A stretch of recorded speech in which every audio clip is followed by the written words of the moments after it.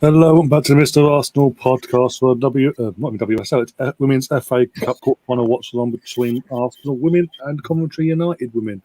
As you can see, I'm already joined by Liam. How are you doing, Liam? Yeah, I'm all right, mate, apart from trying to work out how to set my laptop up. The joys of live streaming. I'm having a bit of a nightmare, mate, to be totally on the show.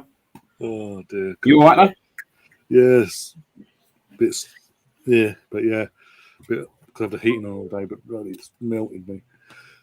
Oh, dear. But yeah, Andrew is on his way, by the way, everyone, so he'll be joining us hopefully very, very soon.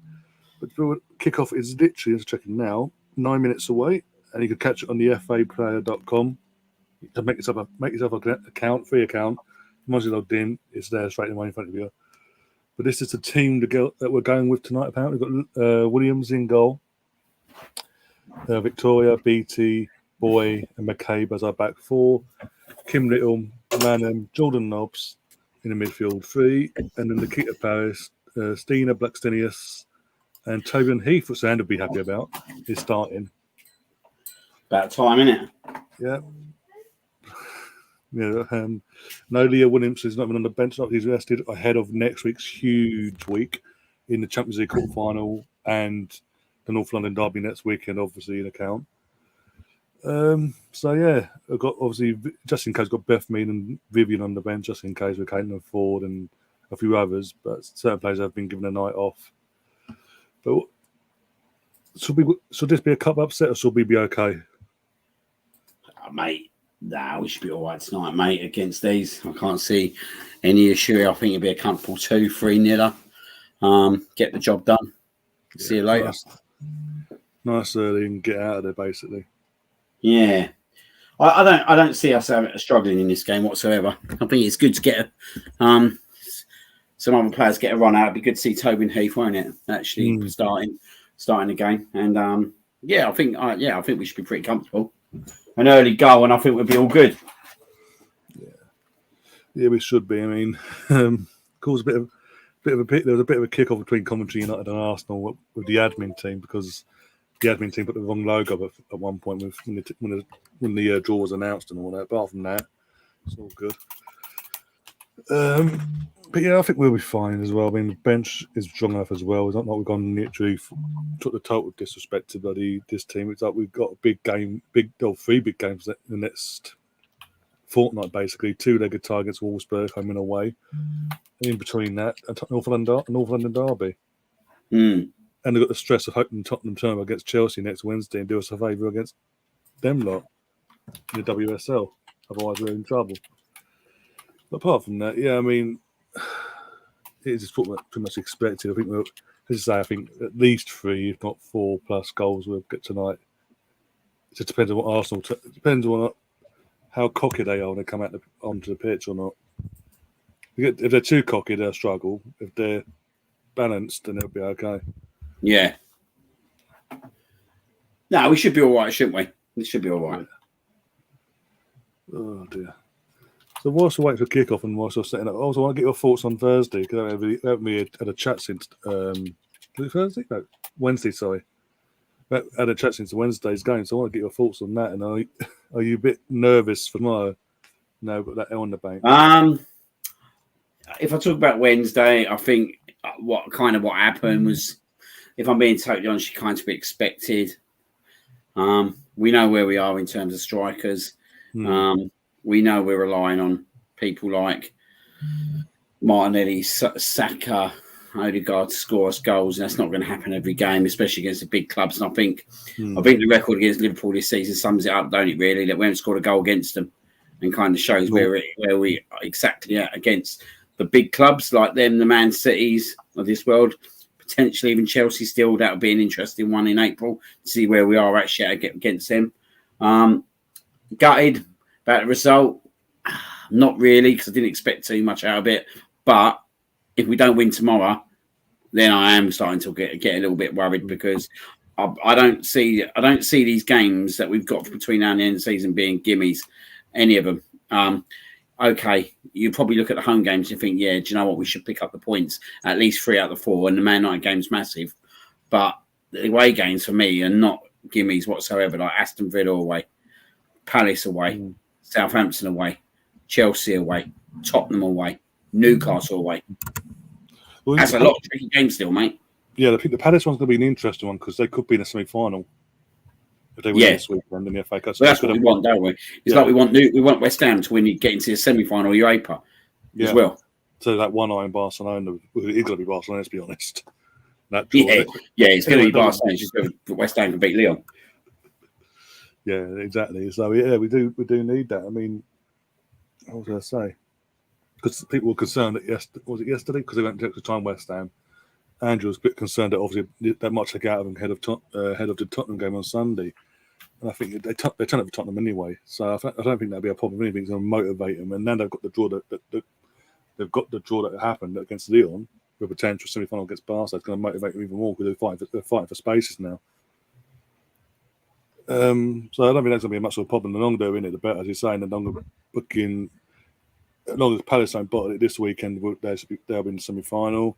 So their players to be one eye on that sort of thing. They don't want to get injured and miss a day out of Wembley, with all due respect. So yeah, I mean, with it aside, I mean, it's the 3 games afterwards. I've said for a couple of weeks now, the 3 games after the international break, we should on our day get 9 points out of 9.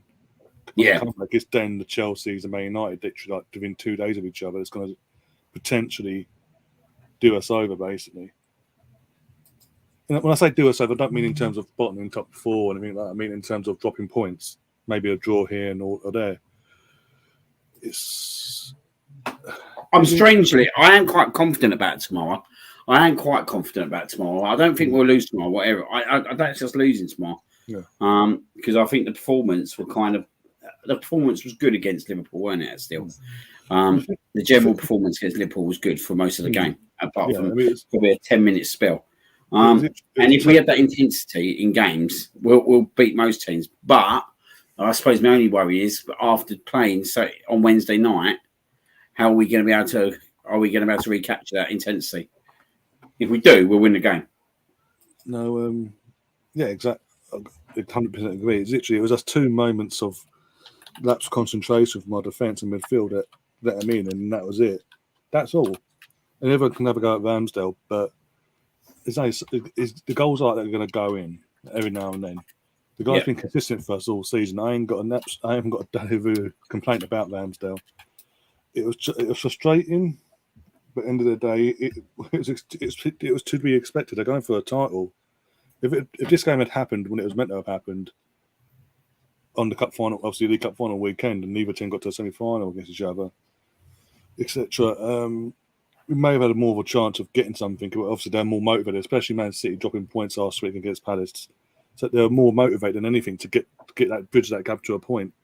So it's just like, okay, cool. But now we dust ourselves down, and we have shown this season we can beat the teams we should be beating in and around us and lower. They're not the games we're struggling in. It's literally the Liverpool of this world.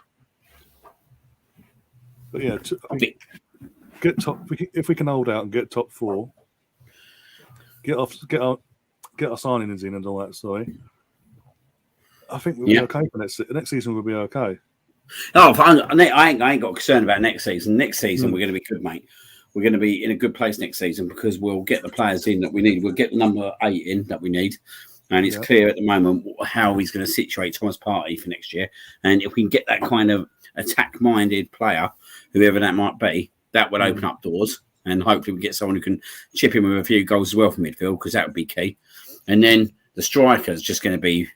It's going to change the whole dimension. Whoever we get in up top will change the whole dimension. Because let's be honest, we get top 4 this year without a goal-scoring centre forward. And Aubameyang weren't banging him in, was he? And now, obviously, Lacazette is very much just doing a job for the team at the moment, and that's about the capability that we're probably going to expect to the rest of the season.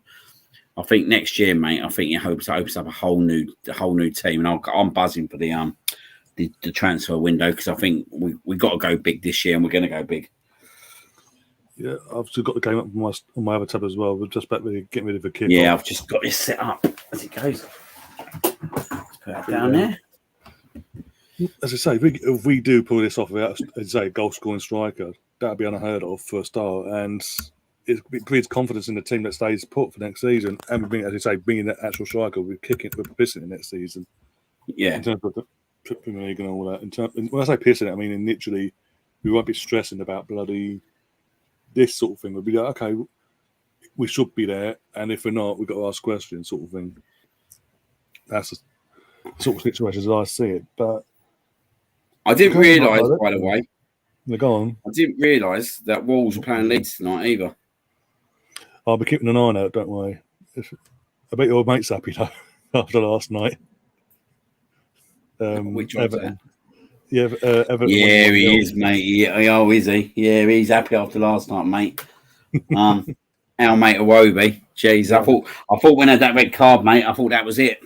Yeah, I was thinking that's it. Newcastle will score now because it felt a 0-0 up to that point. That and the fucking protest to come doing what he was doing. That sort of killed the mood of the game. Really, in the terms of the intensity, just zapped. And it took so long for it to get the intensity back so quickly. So, but yeah, Iwobi, what a finish. That's going to be an interesting game, Luke. Wolves Leeds tonight, though, isn't it? I can't really call that one. Well, Leeds got the confidence now. They won last week, so they're like, oh, here we go. Go on. Who did Wolves beat the other day? Oh, they beat Everton, didn't they? Connor Cody at Goodison Park, yeah. Did you see Lampard broke his hand, by the way? Good. Celebrating the guy who broke his hand without knowing, apparently. Brilliant. He does go over the top, don't he? Yeah. He did it as a player as well, so not so too surprised. Sorry. I think I'm going to go for a 2-1 Wolves tonight. Oh dear. Started off again. It's only 2 minutes in, but we've started off well. We're getting the ball and getting their face, doing what we expected to do. Really. I said, like, here we go. I mean, this is again. We keep saying it every stream when she plays. And Nikita Parris is a big game for her now. There's no excuses tonight for her not to turn up. We say that every time this sort of opponent comes along, but still. 3 points is a must. What am I on about 3 points? I mean, next round is a must in this game, mate. Yeah. Like, there's no excuse to lose this game, is there? But I'm just saying for Nikita Parris, she needs to sort of get her head at her backside, and it has to be this. It needs to be this game now, and you need her in the running. She had a good chance in the last game, didn't she? Yeah. And didn't take it. She just frustrating. She's just got that look of like nothing's going her way at the moment. When I see her the other day, we was against Brighton when she had that opportunity last week. Yeah.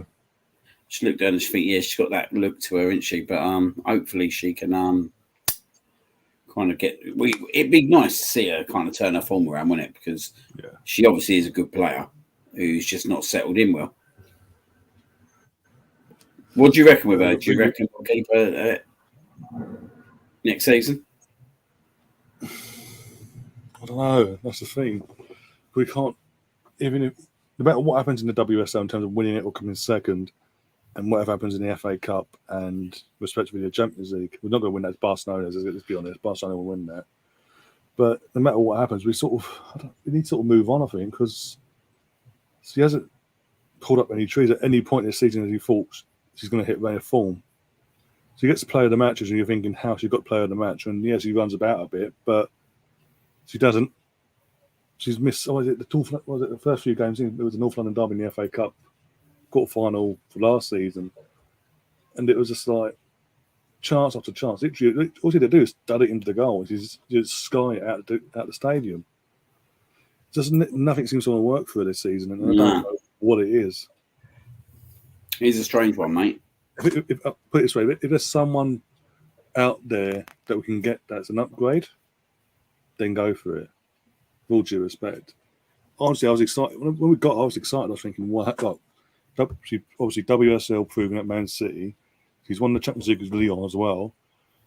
But she won't need, in terms of WSL experience, she won't need time to adapt. She knows what the WSL is all about. She knows where the fucking net is as well. You'd think this is a whole new league to her. Old Rafinha's got COVID. Oh bloody hell! That's all need. That's a big old blow, isn't it? That's it. Well, that could actually that could do. Who's in the 11 for Leeds? Is Bamford back yet? Yeah, he's back. I don't really fancy Leeds' chances now. I've just gone for a 2-1 Wolves. Maybe I was a bit optimistic there. Not now, Rafinha's not playing. I don't know. But that's a huge miss for Leeds, Rafinha. So, did you see him? Was it last week with the assist he got for the winning goal? What is it? No, what Leeds? Yeah, Leeds. I didn't really see it. I literally see the celebration. They scored in like 94th minute, didn't they? Like literally after their the last kick of the game, pretty much. We all know about that, don't we? Yeah. Do you know what? I just see how Conte was having a little go at old Arteta. Yeah, I saw that as well. Interesting, old Mr. Bipolar, who wanted to be out of the club a few weeks ago, is now giving it he's going to get top 4. He want Universal Tottenham getting top 4. They're literally bipolar, that guy, mate. Isn't he? Like, 1 minute he's wants out the club, mate, and he wants them to sack him, and then he's like top 4. But his win ratio. I mean, we talk about form's going to get us into the top. Whoever gets in the top 4 will be based on form. Yeah, his form is a win a game, lose a game, win a game, lose a game. No matter what competition it is, that form continues. Win, lose, win. You don't get top 4. What is he on? He's not even fucking. Yeah. I think he's in the Europa League conference spot as it stands. Idiot. And I don't like this guy. I don't like him. And they've got West Ham this week as well. I wanted him as manager once upon a time, and I bailed him, and I did. But when I see him, I'm kind of glad that we didn't go down that road. He wins a lot. Pardon? He does wins a lot, doesn't he? Oh, you don't need that kind of manager in the club, do you? Like 1 minute he's sitting there, wants the ball to sack him, and everything's against him and all that. And now he's like this. It's like, mate, the players must not know whether they're coming or going, to be fair. Like 1 minute he ain't got enough players, and now he's talking up the 2 centre midfielders he's got. Yeah, the best thing's it's sliced bread and all that. Yeah, very strange, very strange. But they're blatantly building this all up, ain't they, for us to play them second to last game of the season? It's going to be that way, isn't it? They're hoping. I hope by then it obviously top 4 and all that be wrapped up, and it completely backfires on Sky. All depends how we do, mate, in this next month, don't it? Really? Yeah. I'll be glad once we got the games out the way and we're even Stevens with these because, like you say, points on the board don't mean. I mean, games don't mean nothing, do they? I'll be glad once we're literally even and we know what's expected. Yeah, sorry, I'm late. Even mate, you all right? Yeah, good, thank you, mate. Sorry, I'm a bit late. It's all right, no worries. Loving the Adidas jacket, mate. Oh, thank you, mate. Nice jacket, that. Out straight from the old school. Even the old school logo, yeah. Oh, yeah. Have to be that if I can get it. I bet you're happy, though, Tobin Heath starting. Yeah, I mean, God, it's a bit beneath her, isn't it? To be honest with you. And I mean, seriously, if Nikita Parris doesn't score tonight, it means she's got... Yeah. Right, then there's something seriously wrong. Literally, we were just saying about a few minutes ago before we got into Conte for a second, about him complaining about anything. If she doesn't turn up tonight, she never will this season. Let's be honest. No, never will at all. I don't think in an Arsenal shirt if she can't do it tonight. But yeah, I mean, if you're Tobin Heath and you get chosen to start in this game, it's like, really? maybe it's to see where fitness is in terms of. Because obviously next week's huge from Wednesday onwards. Yeah.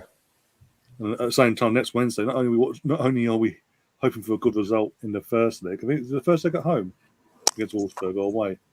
No, it's home. It's home next week. Is it? At home, yeah. Is at home? Yeah, just double check. I can't remember now. But yeah, so not only are we hoping for a good result there, but also hoping in the same breath that the team down the road do us a favour against Chelsea in that game in hand. They take a point from them or something, because Otherwise, they take over us by a point. What is that on Sunday? Is it? What's that? The Arsenal Tottenham. No, Arsenal v Tottenham is next Saturday, I think. Saturday, I think, isn't it? Yeah. Ooh, I might go to that. It's quarter past 2, something like that. Kick off. I might go to that. I've got all the fixtures here. Saturday the 26th at 2:15. Kick off. Yeah. But not only that, before I'm saying that Wednesday game, while we're playing Wolfsburg, we've also got one eye on Tottenham v Chelsea because we need Tottenham to do us a favour and take points off Chelsea. Yeah, I mean, and after that, all we can do is it, but yeah, hope you can always hope. But I can't see him beating Chelsea. I'm not saying beat, just take a point off them. Come away with a point at least. Well, I really hope so. Because Tottenham's still going for Champions League, aren't they? The third spot. Yeah. So we've got something to fight. Oh, go on. They lost the big game against Man United though recently, didn't they? Yeah, last week. Well, that was almost like a top 3 playoff, really, wasn't it? In lots of cases. But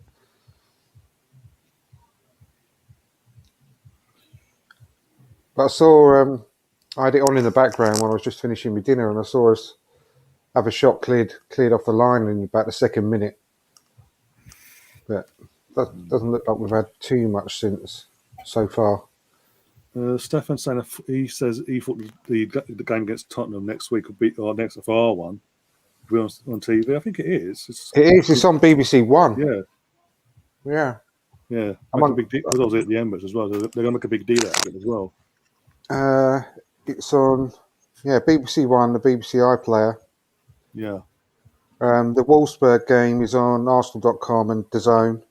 Yeah. DAZN YouTube channel as well.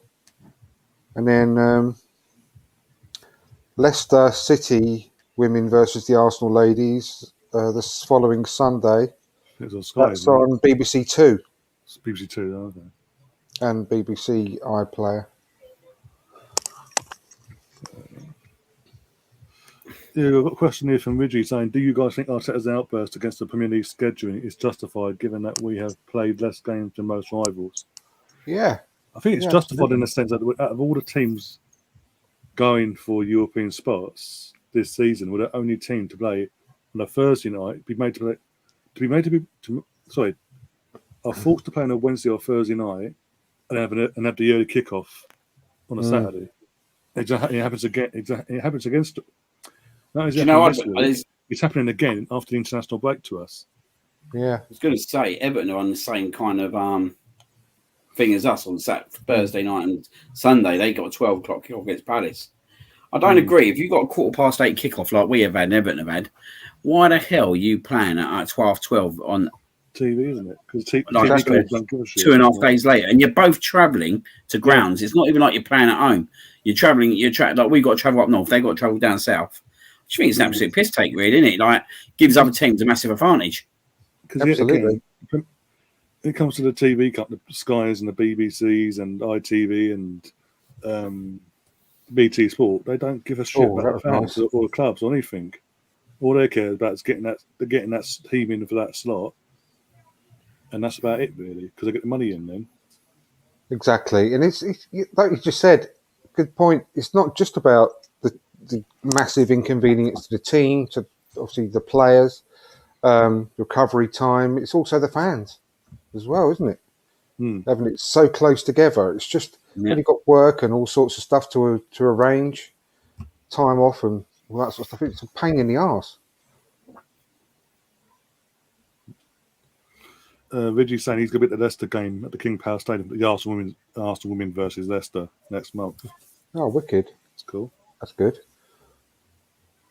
Hopefully we're in a place where we win that and maintain our spot in first. And hopefully confirm our title at some point. Oh dear.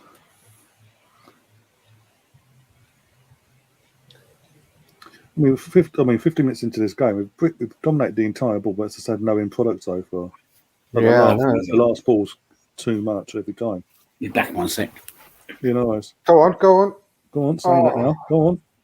Oh. Stinius. runs into the defender.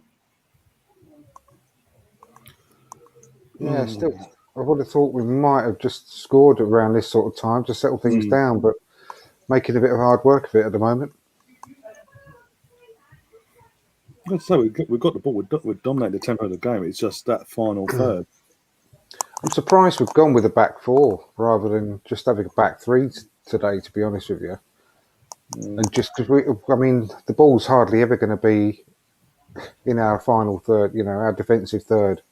We know that we're going to be attacking for pretty much the whole game, trying to break through them. I thought it might just, done it that way, really. But I'm sure that Katie McCabe is not really going to spend a lot of time at left back anyway, to be fair.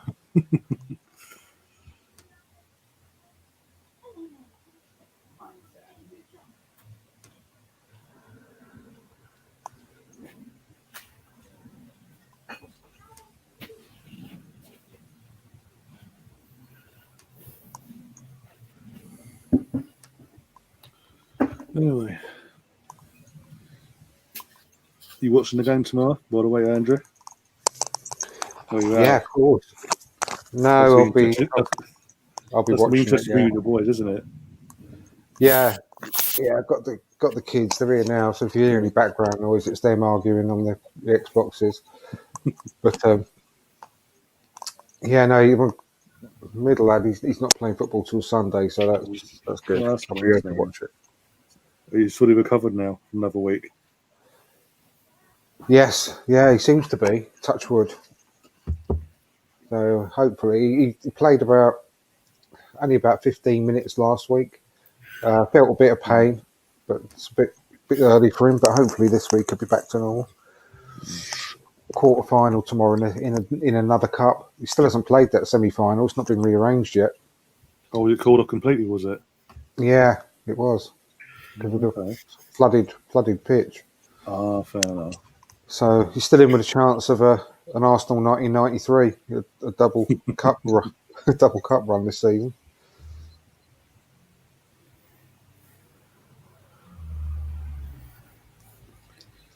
Oh dear. If you're about, let me know and I'll send you a link. Yeah, definitely. I think Russ and Gary are popping on. Melvin's let me know in the morning. Yeah, no worries. The only thing I'm starting to annoy me because I'm about a minute behind everyone all the time. I think we're literally like seconds in it between me and you. Yeah, it was not against Liverpool, I don't think. I was about nearly a minute, about 45 seconds behind. Oh dear. It'll be two tomorrow, isn't it? So I think we'll be all on the level pegging pretty much, like seconds in it pretty much. Yeah, hopefully.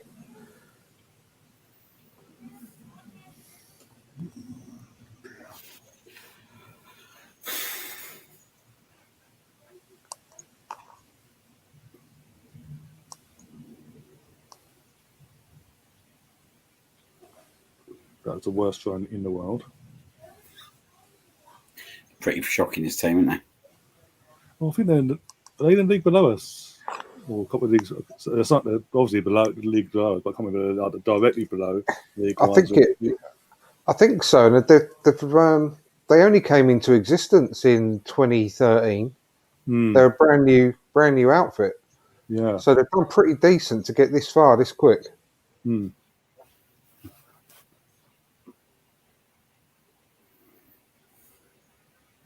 Oh, God, that was unlucky. Oh, you bugger.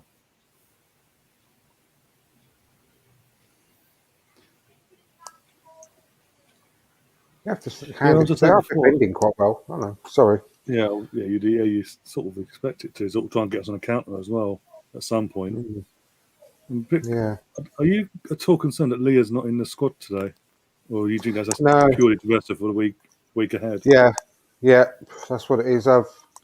Tim Steelman did a little sort of write up when all the teams were announced. You know, he's obviously well in with the Arsenal ladies, and that is purely down to just rest for the massive week we've got coming up, really, with Champions League and Spurs.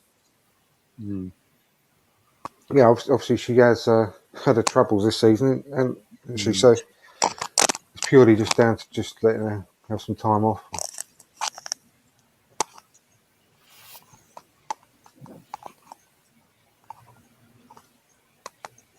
And Salza, is she suspended? I can't remember. Is she suspended or is she injured? Or has she been rested as well? Who? Sorry, Salza, the new centre back. yeah, she's rested as well. She's all right, isn't she? Yeah, Yeah, she's brilliant. Really quick. They've all settled in really quick, actually. Even say that Victoria doesn't feel back on her backside. She's a proper unit. Is Raphael, isn't she? Real. Looks like an excellent player.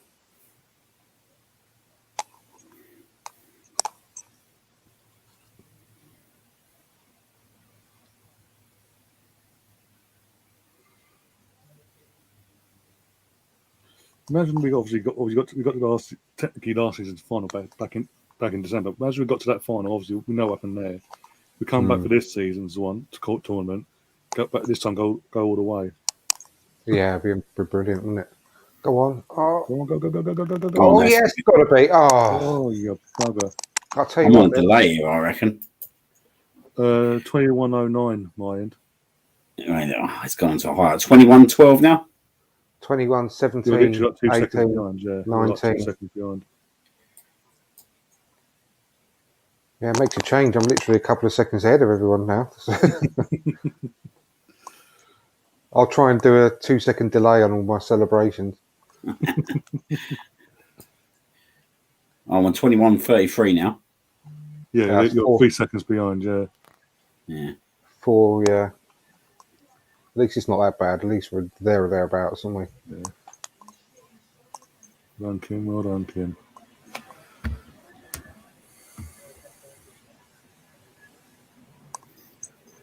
Oh, good tackle. No, apparently, yeah. Vidri's Stefan asked Vidi went the ticket price for the Leicester game. It's £7 apparently. That's because really he lives there. It's literally. I might. What day was that? Again, I might see if I can. So obviously, is it actually at the King Power, isn't it? That's what Vidri's saying in the chat. Yeah, Vidi. Sunday the 3rd. Oh no, I won't be able to because time is a shame. Yeah. In fact, that might be penciled in for one of the these big games that weekend. So yeah, it's a bit of a bummer. Otherwise, I could have gone to that if it was a different day, Saturday. Yeah, I would have thought BBC would have had this shown this tonight. I know. But hey. Well, I just went on the internet on my telly and got onto the FA Player website on the actual telly. Because I did have 2 laptops here, but it was a right pain in the arse. So I've just done it that way. I chucked it onto my work laptop. I didn't realise you had to sign up though. Yeah. I was signed up, but I couldn't remember the password. Yeah, luckily it popped up. It remembered my password. Otherwise, I wouldn't have had a Scooby-Doo. Oh, Nikita's down. This ain't good. Yeah, no, it doesn't look too good, does it? No. The ref's gone over and blown for assistance there.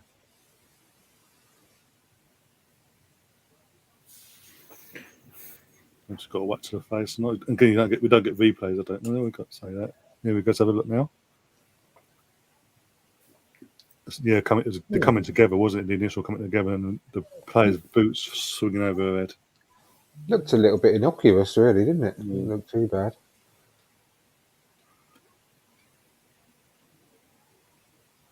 Maybe it's just wind in her to try and get maybe it's that. Yeah, maybe a knee went into a stomach or something, yeah.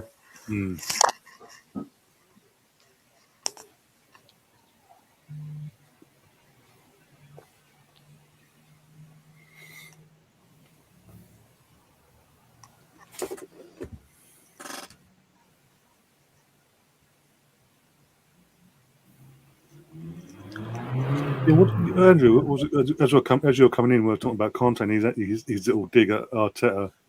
I don't know if you've heard about it, but basically, his dig was oh, maybe he should remember that the North London derby got called off. Like, exactly, yeah. So didn't you have 6 or 7 games called off back in November, December time? Yep. And then they tried to get the Liverpool game get called. They tried to get the Liverpool called off. And when they didn't, they threw the choice out of playing. I know. And what was it? Let's have a look. I'll show you this text. Tweet. Said, Orbina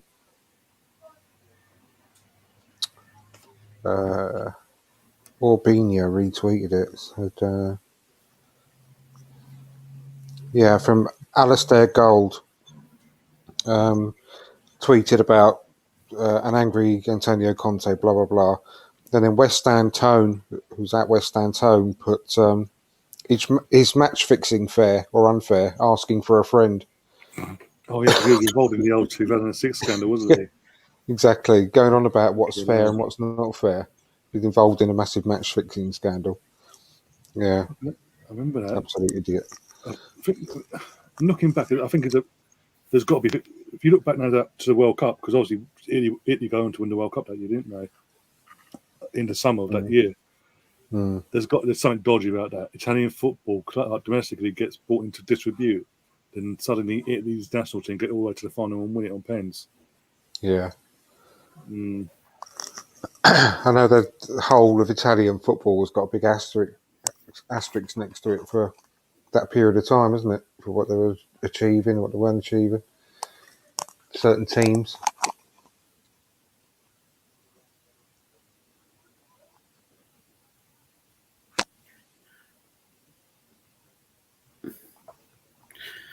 I can't quite believe how this is going so far. I really thought this would be a lot more comfortable than it is. But they're defending. You have to say they're defending really quite well, especially like last-ditch tackles and everything. Just think that we need that one goal to just crack the nut, really, don't we? Yeah, I think if one goes in and 2 or 3 are going, won't they? Yeah. We need to get one soon, otherwise it's just going to make them more and more confident. The longer they hold us out for. Yeah.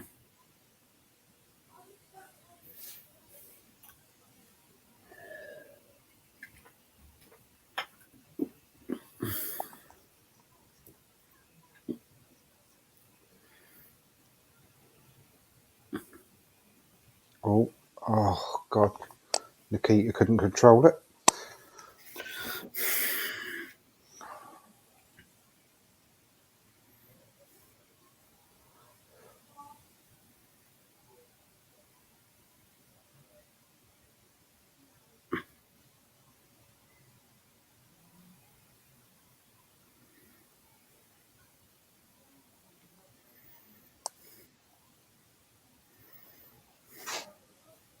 They didn't have to put that out there, did they?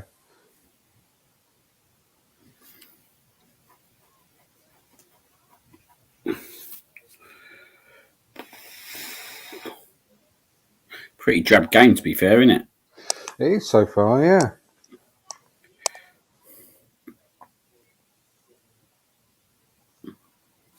What do you reckon on tomorrow? Oh, it's a massive game, isn't it, now? And it's, well, you probably know my feelings on Villa. Like, I hate Villa. And it's almost like, because of where I live and the kids and all that sort of stuff, it's a massive game for us up here when Arsenal play Villa. It's almost like the North London derby. the amount of stick my kids get at their school when that if Villa win or if anything goes against Arsenal and so forth. So yeah, I hate Villa. So it's a massive one, but obviously they're in a bit of form again now. But they're still quite a very patchy side, aren't they? Yeah, that's what I think. I think even though they get some good results, they get some shit results as well, don't they? Like the Watford at home. I think we can play like anything like we did against first half of Liverpool. Then I think, yeah, especially when teams come forward at us, I think we're better suited away from home with this team at present. Yeah, I think I think it's 4 out of the next 5 games are away, aren't they? Yeah, that's what concerns me, mate. Yeah, that's why tomorrow's massive for confidence. Massive, yeah. Because I know it's what big. Concerned about it. Yeah, go on, mate. I was going to say, I'm a little bit concerned about it, but if we play to our maximum well, don't even have to play to a maximum. If we play our game with confidence, then we'll win. But it's the only thing I'm concerned about is how the Liverpool game might have just dented our confidence a bit, considering we're a young team and it's our first defeat in quite a while, how they've taken it. But we seem to have a different mentality than we have had for quite a long time. I think we should come away from that. Not that bad, though. I think we can take a lot out of that game, can't we? Like the first half performance. Do you know what I mean? We did create some chances. Like Martinelli had some good chances, didn't he? Especially at the end, he could have scored one. I don't think that performance should really dent us whatsoever. I just think it was just Liverpool. Yeah, but they got so much going forward, didn't they? Wouldn't you have thought the same about that Man City game? Yeah, but the problem with the Man City game is we imploded on the pitch, didn't we? Yeah, but you still think we should have taken a lot of confidence out of the performance, though, shouldn't we? Yeah, I do. The next games after that, we were poor for about 3 games. I think the reason for that was, though, and I agree, I think the reason for that could have potentially been that we felt really hard done by with the Man City game. We probably we're dwelling on it a little bit as well, weren't we? I don't think that we had anything really go against us with the Liverpool game. It was just they scored 2 goals because they got more firepower, basically, than we have, to be honest. Like, it says it all, don't it? They take Jota off or straight after he scores and they're bringing on Firmino and Salah. You're like, bloody hell, mate. And there's us bringing on Eddie and Nketiah. I think in the Man City game, I think we was all just gutted, weren't we? That we'd basically partly got screwed. Well, we got massively screwed over, didn't we, by decisions? But then we imploded as well. And then we lost Gabriel. And we was losing a Xhaka at that point, and we was losing Partey at that point to AFCON. I think it was a totally different environment. I think we'll be all right tomorrow. It ain't going to be easy, but I think we'll be all right. Yeah, no, I think we'll be all right as well. I am confident. Let's say just a bit of nerves there, but I think that's natural at this stage of the season with what's going on. But yeah, it's like Ridley said, we need to, if we get an early goal tomorrow, I think that's going to really, really help us massively. We need the Leicester and Wolves kind of performance away from home, don't we? That's what we need tomorrow. Yeah, definitely. No, we've proven we can do it. Yeah, and I've got a lot more confidence in, like I say, the mentality of this squad. Even like when we went 1-0 down against Liverpool, our heads didn't drop. Even after when we went 2-0 down, we still carried on playing our game, pretty much. So before, we were notoriously bad for letting our heads drop, weren't we? And just imploding and having stupid moments on the pitch. But even against Liverpool, I don't think we did that. And especially against Wolves, when we were 1-0 down, we carried on going right till the end, didn't we? Yeah. And it's got a really, really good squad morale at the moment. So that's what's making me a lot more confident. But it is Thomas Partey as well, isn't it? Thomas Partey's been much better. It's like a Rolls Royce, that guy. Yeah, like he was dreadful. Like at the start of the season, maybe he was injured. I don't know, but he's come back, and after that Man City back, and I know he got sent off on that Liverpool game, but yeah, again, it was just one of them things, weren't it? Really? Yeah, exactly. Since he's been back, and they found the right kind of position for him, he's just a totally different player. He's relishing this new role he's got, where he's got the whole of the middle of the park to himself, pretty much, isn't he? With Xhaka pushed up on the left. Yeah, he's just coming to his own, and he's the Xhaka the Partey we wanted to see right from the start. Yeah, he's playing brilliantly, mate, and I love the partnership he's got with Ødegaard on the pitch. Whatever happens at the end of the season, we're going to be in a much better place next year. Yeah, definitely. Whether we get Champions League or not. Don't get me wrong, getting Champions League would be the icing on the cake, though, won't it? Yeah, then we'll bring Haaland in and we'll be firing on all cylinders. I still think there's a deal there to be made, mate. I've been saying it for weeks, mate. And I've been winding people up about it because I say it all the time, but I still think there's a possibility. Be absolutely amazing, wouldn't it? I mean, God, we'll have street parties for about 2 weeks. Yeah, I think it's Ødegaard's the golden nugget, mate. I honestly, I think if he sits down and really, really thinks about it and really thinks about the project and what could happen, and if he looks at what's happening at the moment, I think the atmosphere around the club with the fans as well is a massive thing now, because I think a lot of players in the past thought, I don't know, like we're very toxic. There's been very toxic in it for quite a while. But now I think as long as the fans continue to do what they're doing in the stadium and all that and building that up, more players are going to want to come and join us. And players will look at that if an atmosphere is toxic and think, I'm not sure if I want that. Do you know what I mean? Exactly, but people just very easily forget that we are one of the biggest and best teams in the world. Yeah.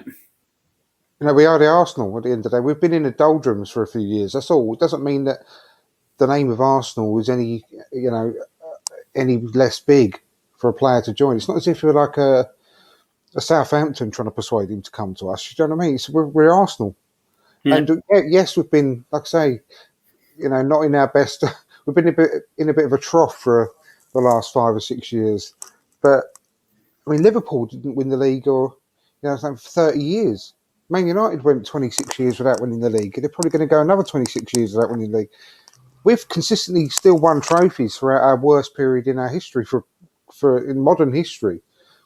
So we're still right up there. We can still attract the best players. But if we can get in the Champions League at the end of this year, mate, it'll give our chances a massive, massive boost. And the fact that we have got one of his best mates as our captain as well.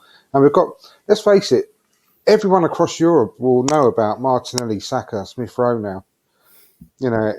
The way that they're playing. They'll be, the way that we think about all young players across Europe, and we're saying, oh, he's a great player. Yeah. Everyone will be doing the same across Europe about Saka and Smith Rowe at the moment because of the form that they're on. And we've got one of the most attractive young teams in Europe to come and join now at the moment. So, I mean, we've got the best. We're on a trajectory that's up, whereas a lot of other teams that used to be big are on the way down, or they're just sort of plateaued. I mean, we're a really exciting team to join at the moment. So I think, there could be a deal to be done. I just want our hat to be in the ring.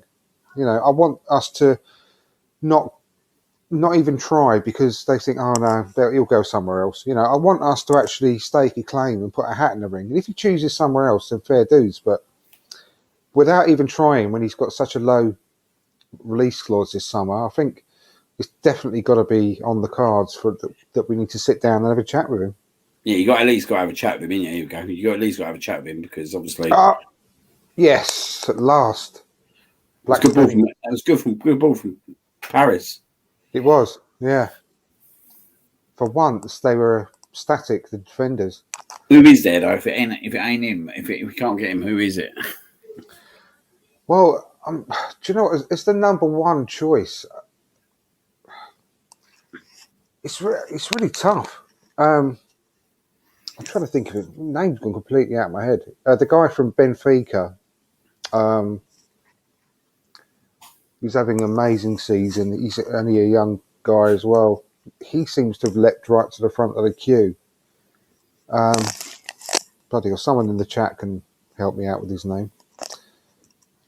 Mine's gone completely blank. But I mean, other than him, I can't think of another one that really excites me at the moment. The second choice, I definitely still would like us to go after Ivan Toney. I think he'd be a fantastic player to come into our squad. I don't care what anyone says. I've been watching him really closely, and I love the way he plays football. I love his movement, his technique. He can shoot with both feet. He's got a great head on him. He's got a great attitude as well, and I think he'll be the sort of person that would be desperate to join Arsenal. You see it as like the pinnacle. He's not one of these guys that's going to have to be talked into joining us. Yeah. Great. It's really good age, mid-20s. I think he's got the strength. He's got everything. I think, and with a team like ours, with the players around him supplying him, you can see what difference it's made since they brought Christian Eriksen into the team. For him, he scored 5 goals in his previous 2 games with the passes. Imagine him being supplied by Saka, Martinelli, Emile Smith-Rowe, Martin Odegaard. I think he'd be a good play. But that's it, Darwin Núñez. Thank you, Riddy. Thank you. Yeah, I don't know too much about the guy. I've only seen highlight reels of him going around social media. I haven't seen a lot of him play, but he scored a lot of goals in the Champions League so far this year, as well as obviously his own league. He seems to be absolutely flying, and everyone seems to be talking about him at the moment. He's the next big thing. So possibly him. I can't think of too many other people that are exciting me really around Europe. Don't know about you. No, not really. There ain't really anyone really to be, if I'm being totally honest. Not striker wise, anyway. I think the number 8 kind of excites me as well. Who we can kind of get in moving forward on that position. Oh my God, that was a good tackle. Threw herself in front of that ball there, that block. Yeah, the number 8. The number 8 position excites me as well. Yeah, me too. Yeah, we're just talking. We missed the goal. We're just talking about strikers, and we're just about to come on to number 8 for the summer, really. Mm-hmm. Nunez has, by the way, been mentioned in the chat. Yes, I couldn't remember his name, and thankfully Riddy gave me his name because I asked for some help because my mind went completely blank. He seems to be the next big thing everyone's talking about. All the scouts on Twitter. Scouts. Yeah, all the professional scouts on Twitter. But I can't. Unbelievable. He's not in jobs. I know exactly. I can't think of many people that I really would desperately want. You know, like I just said to Liam, I'd love to have Ivan Toney as the number 2 striker, but I can't think of a real standout candidate for the main man. But yeah, this Darwin Núñez is the next big thing, really. Everyone's talking about him. But also, this is the thing with our main striker. We don't know what sort of striker Arteta wants as his main striker. Does he want a sort of Lacazette type of strike, like centre-forward striker in terms of the hold-up play, bringing the other players into play, plus knows where the goal is? Or did you want that goal poacher like the Ivan Toney's or whoever? Well, do you know who's available on free in the summer? Miedemar. Could transfer over to the men's team. Get her on a free from the ladies. Oh dear. It will be interesting to see who Newcastle go after, won't it? Yeah. I think the next two seasons, this season coming in, the following season will be the seasons where they sort of get the bare minimum sort of. When I say bare minimum, I mean the sort of players that sort of upgrades, but not full-on upgrades, but they sort of sustain themselves as a mid-table team to start off with, and then to build on that afterwards. If that makes sense. Yeah. Yeah, it surprised me, the players they bought in January. I think they were actually quite wise. So maybe if that's something to go by, they will do it sensibly. Well, they can't do it. They can't do what Chelsea does. They just throw the money at it straight from the off in terms of just buy all the world-class talent straight away, because financial fair play is in place for the start, and they're competing. It's not, again, they're competing alongside Man City, ourselves, Liverpool, possibly Man United, because the financial firepower Man United is and all that. So it's not like when Chelsea came along, it was just us and Man United they're competing against. There's quite a few teams now. Yeah. The only team they can't compete. The only team they won't be competing with is Chelsea because they can't afford no one. They will be able to spend a lot of money because they've got a lot of seasons where they hardly spent anything. Yeah, and they'll have so many opportunities for new sponsorship, if you like, in commas. So I mean, things like, you know, they could get new shirt sponsors, they can get new stadium sponsor, they could get new training ground sponsor, they could get new training kit sponsor, they could do all this stuff, can't they, to get around financial fair play. So I think they'll spend big, but they'll have to get a lot of players out as well. Because they'll have a bloated squad. They'll need to get rid of a lot of players to move, to make the room. This is where we're pretty much set up, aren't we? Where we haven't got that squad anymore. Yeah, we've done a lot of the work already, haven't we? Which is great. Interesting how long it takes you to get rid of that squad, though, isn't it? Oh, yeah. Maybe Newcastle will find that out, but I don't think I'll have too much problem paying people off. Like, that's the difference, isn't it? That's the difference. They're not really going to worry about. And the wages are not as bad, though, are they? As well, probably the wages that these guys are on that they got at the moment ain't that bad. Probably with us, we're probably paying over $100,000 for a lot of these players. Mesut Ozil 350, Aubameyang 350. Yeah, exactly. We did really well, in the end. I know that people will always say, "Oh, he's scoring loads of goals in Spain," blah blah blah blah blah. But he didn't. I don't want to go down that route again. But he was going to score goals. He was going to score goals against Barcelona, though, weren't he? Yeah, right. Look at the Liga. We did really well to get rid of him. I think we did really well in the end to get rid of him. Well, clearly he was causing an issue at the club, within the squad, because since he got dropped for the Southampton game onwards, we keep saying it. There's been more of a unity playing style with our team. Exactly. It could have dragged on for ages and dragged the morale down of the squad, because every single press conference is Aubameyang going to play? Remember what it was like every week with Ozil? Arteta got the same question every week. What's happened with him as Ozil? Why is he not playing? Why is he not in the squad? And it would have been the same with Aubameyang. So maybe we would be in the position we're in if we didn't get rid of him. Oh, that was a nice chance.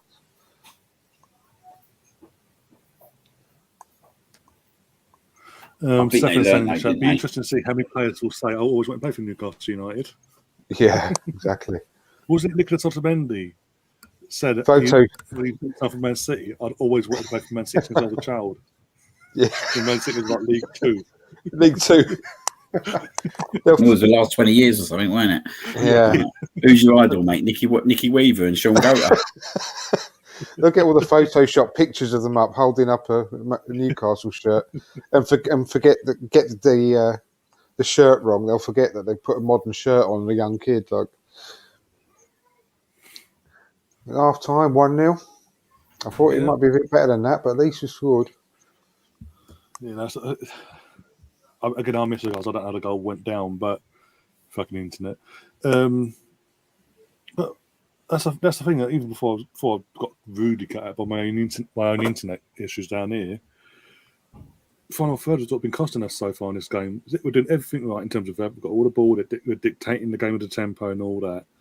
But it's literally that final pass or that final moment of getting that shot off was just not going right for us at the moment.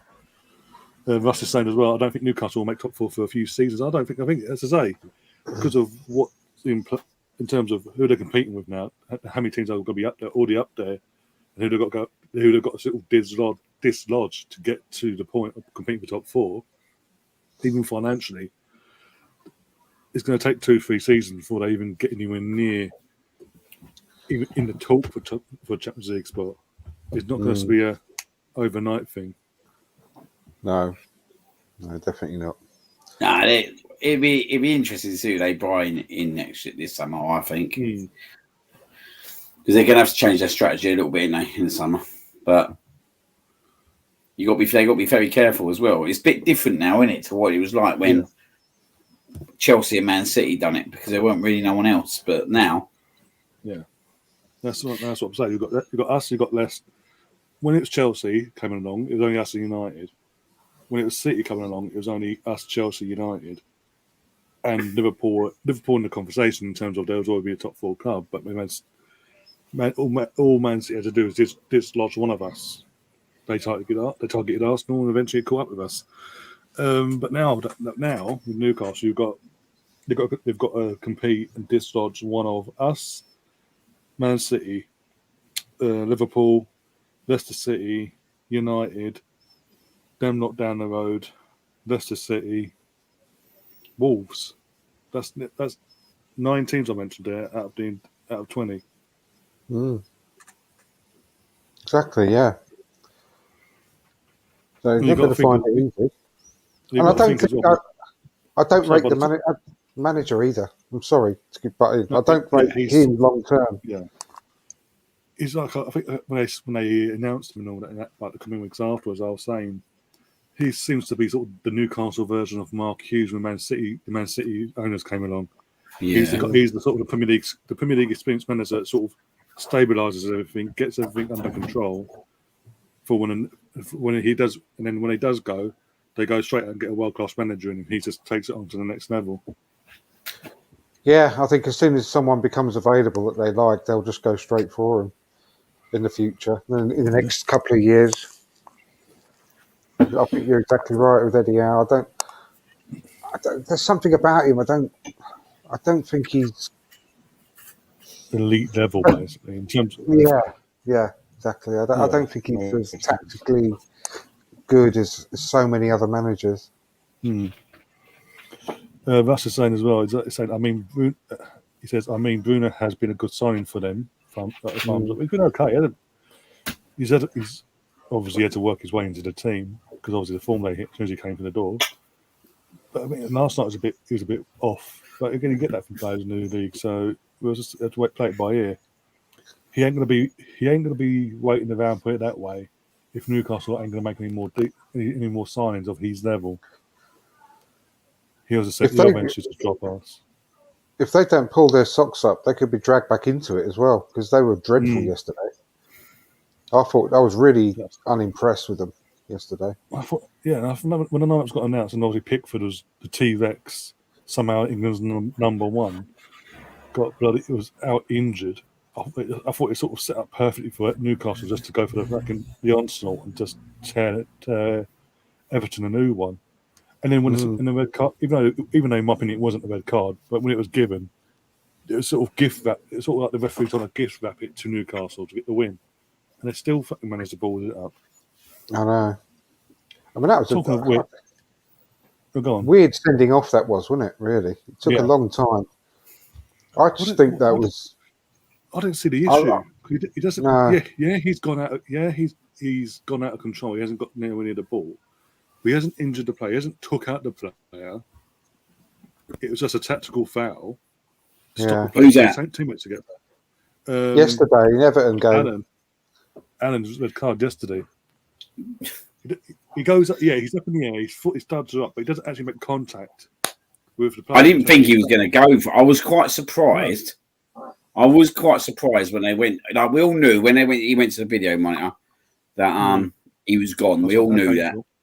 But I was quite surprised it went to the video monitor because like you said, it's one of them, innit? But do you know what? If it was a Xhaka, he'd have gone. Yeah, true. Oh, Xhaka would have gone straight away. He would have gone. So I ain't got no sympathy for it. Absolute crime if that was a Xhaka moment. But I've seen much worse. I've seen much worse than yesterday. Not gone for a red. Yeah. Like, do you remember that tackle from that Lo Celso? Was it? Was it Lo Celso or the Chelsea player on the Chelsea player? I'll be back in just a couple of minutes, guys.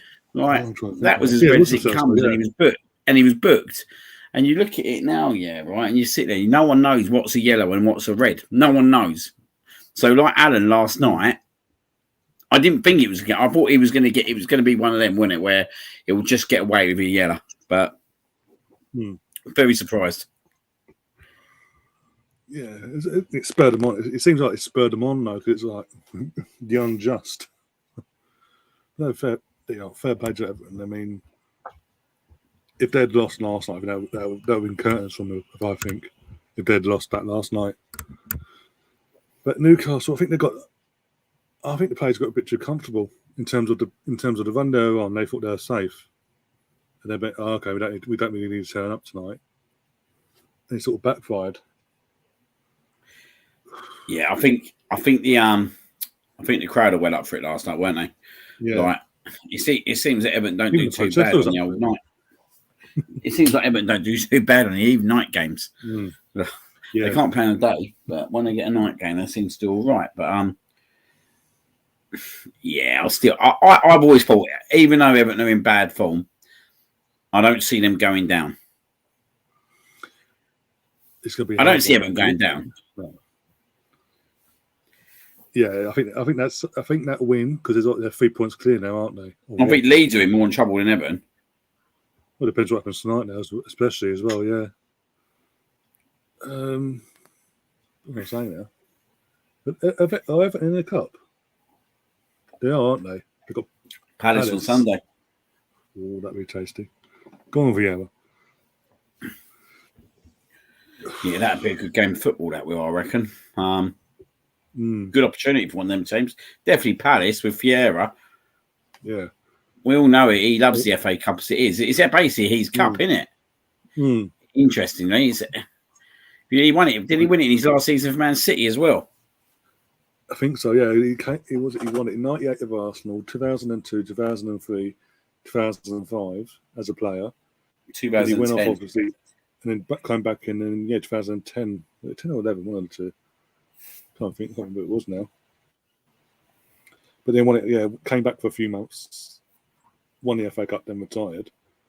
And obviously, since now he's on a run of 14 FA Cup matches undefeated. And that's going back. That would go. That's got to be longer than that, actually.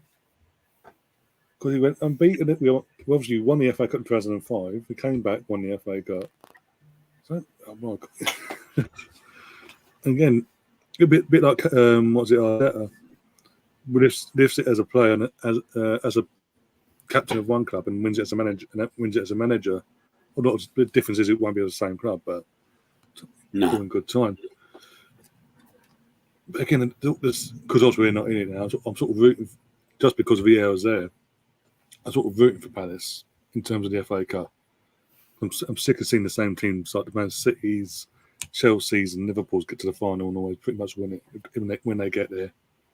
Was it a couple of years ago? Watford got there and got steamrolled by the. It was 6-0, weren't it, in the end? By City. Yeah. Didn't Sterling get an hat-trick? Yeah. It was absolute fucking. That was ridiculous, though, weren't it?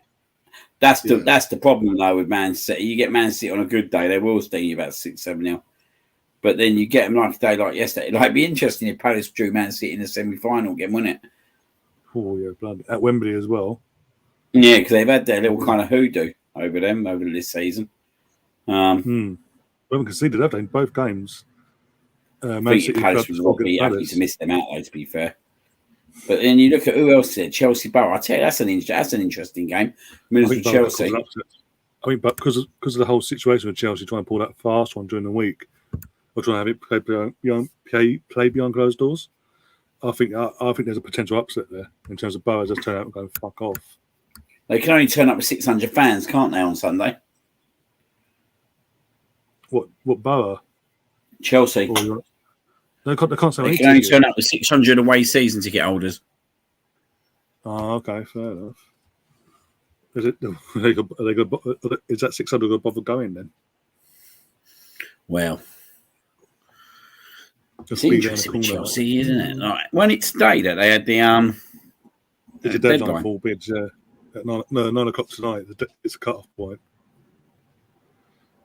But obviously, we talked about it before with Pickford and being England's number. What are you making of the England squad and Pickford and Maguire still getting picked? And Pickford and Maguire going to get picked, unfortunately. The excuses from Southgate would have never let me down, so why would I not pick him? But at the same time, you're dropping Rashford, you're dropping Sancho. I know, exactly. Excuse me. But I can't believe it. England will never get anywhere. I know we've done well. We've got to the final, we've got to the semi-final of the World Cup and final with the last one. But he's just a poor manager. Honestly, I don't rate him as a manager in the slightest. Yeah, he ain't a good manager. He's just had a. The thing is, when you're managing an international country, if you've got 6-7 very good players, you've got a good chance of winning something, ain't you? Because the opposition. Exactly, yeah. It's so much easier, do you know what I mean, as such. But he's lucky with the players he's got.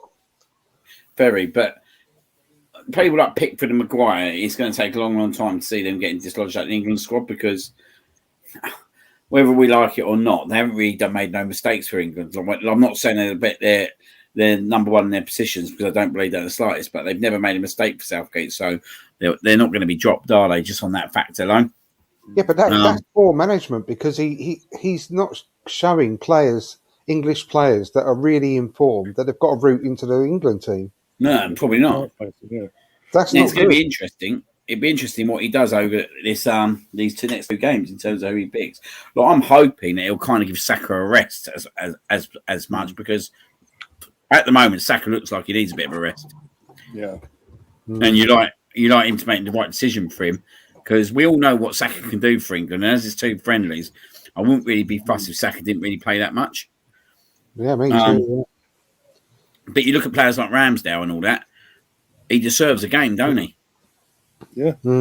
Absolutely. And so Ben White does. Ben White does. Well, Yeah. You even look at the young Palace lad. That is it Gooey? Guy? Whatever they call that. Gooey. Mate, Gooey what Louis. I've seen. Bun? Gooey Louis. Gooey Louis. I think it's Guay. They call him. It's Guay, isn't it? Yeah. But he's a very good defender, mate. Very good defender. And you look at Tomori. Like, he could have easily been called up. Like, you'd say he's probably in better form than Maguire this year. Yeah. Exactly. But I honestly think that Ben White's got to be like in the top two English defenders so far this year. Easy. Him and maybe John Stones. Someone like him. I mean, even John Stones wasn't getting many games earlier on in the season. So, I mean, he totally deserves a chance. I mean, Yeah. some of Maguire's mistakes are just comical. Game after game after game. Like, how many? He must be one of the top scorers in the league with his own goals alone as well this year. It's just ridiculous. Have you seen Neville and Carragher with a DJ in the Wolves game? Behave yourself. There's like a DJ that must have been in a prep to the warm-up in the Wolves game, and Neville and Carragher beside him with the mics. I've just seen it. Obviously, I can't hear it, but I've just seen it. God's sake. I know. Anyway, what about the geezer who tied himself to the goalpost last night? What's going on? They tried to do it at the Arsenal game and all. Fucking hell, mate. He couldn't get him off, though, could he? He was struggling, the geezer, with to undo it. Should have just left him there and carried on with the game. That would have been quite funny. He wouldn't do that again, though, would he, if they just carried on with the game? Exactly, yeah. Imagine if they had kept him on a fucking niche. The ball comes in, hits off him, goes out. It hits off him and goes in. It'd be hilarious. What fans? I know people want to make a point, but put your of all the places to tie yourself around your neck, and how the hell did he get on the pitch? Yeah, how did he do it? How quick must he have been to do that, and then just put it on like that? Like, how quick must he have been to do that? I know. But to tie his neck, the geezer's got issues, isn't he? Just a bit, yeah. Well, they got him off, and he then goes off and sits in the middle of the fucking goal. And then refuses to get. They had to pick him up and drag him off. He cracked me up, though. See the amount of fans giving it to him, and they walked him all the way around the stadium. Brilliant. Oh, brilliant. And he thought he had enough of Everton fans, and the Geordies just went in on him. Brilliant. No, what was it? Was it "Stop Oil"? Was the slogan or something? It's like, yeah. Seriously. Because obviously I was at the game on Wednesday, and when that happened, Pardon? Yeah. It happened. Someone tried getting in at the North Bank, didn't they?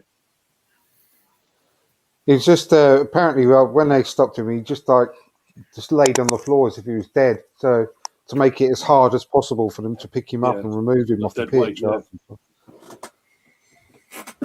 Ridiculous, isn't it? But the amount of games this season that fans are on a pitch at the Emirates. It's got to be at least a 4th, 5th game now I've seen, at least. I mean, how did that go down as well? Obviously, because you've been there and you're literally seeing it. Because we didn't get to see because of the TV cameras, but you're seeing it unfold. How did that even go down? The thing is, when you're at a game, you don't realise straight away, do you? Because you're so concentrated on everything else, and you concentrate on everyone around you, you don't realise straight away. And then he was like, wait a minute, what's going on in front of the goal? Do you know what I mean? And then you realise, and sometimes I do think you get a better kind of view sometimes when you're watching it on TV. Obviously, as long as they show it. It's kicked off, by the way, for everyone watching. Just put Just that in the on my tab as 47th well. minute.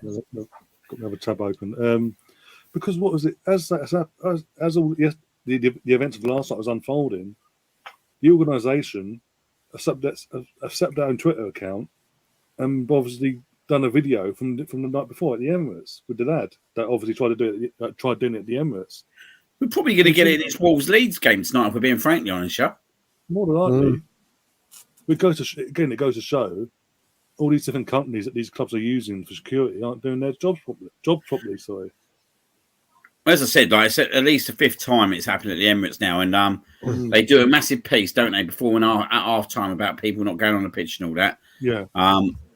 But we've got the signs around all the electric boards, like the advertising boards, the electric ones. They've got the signs on there. Always have done. It is an illegal offence to enter the field of play. Problem is, though, how do you stop someone from leaving? Because you don't expect it, do you?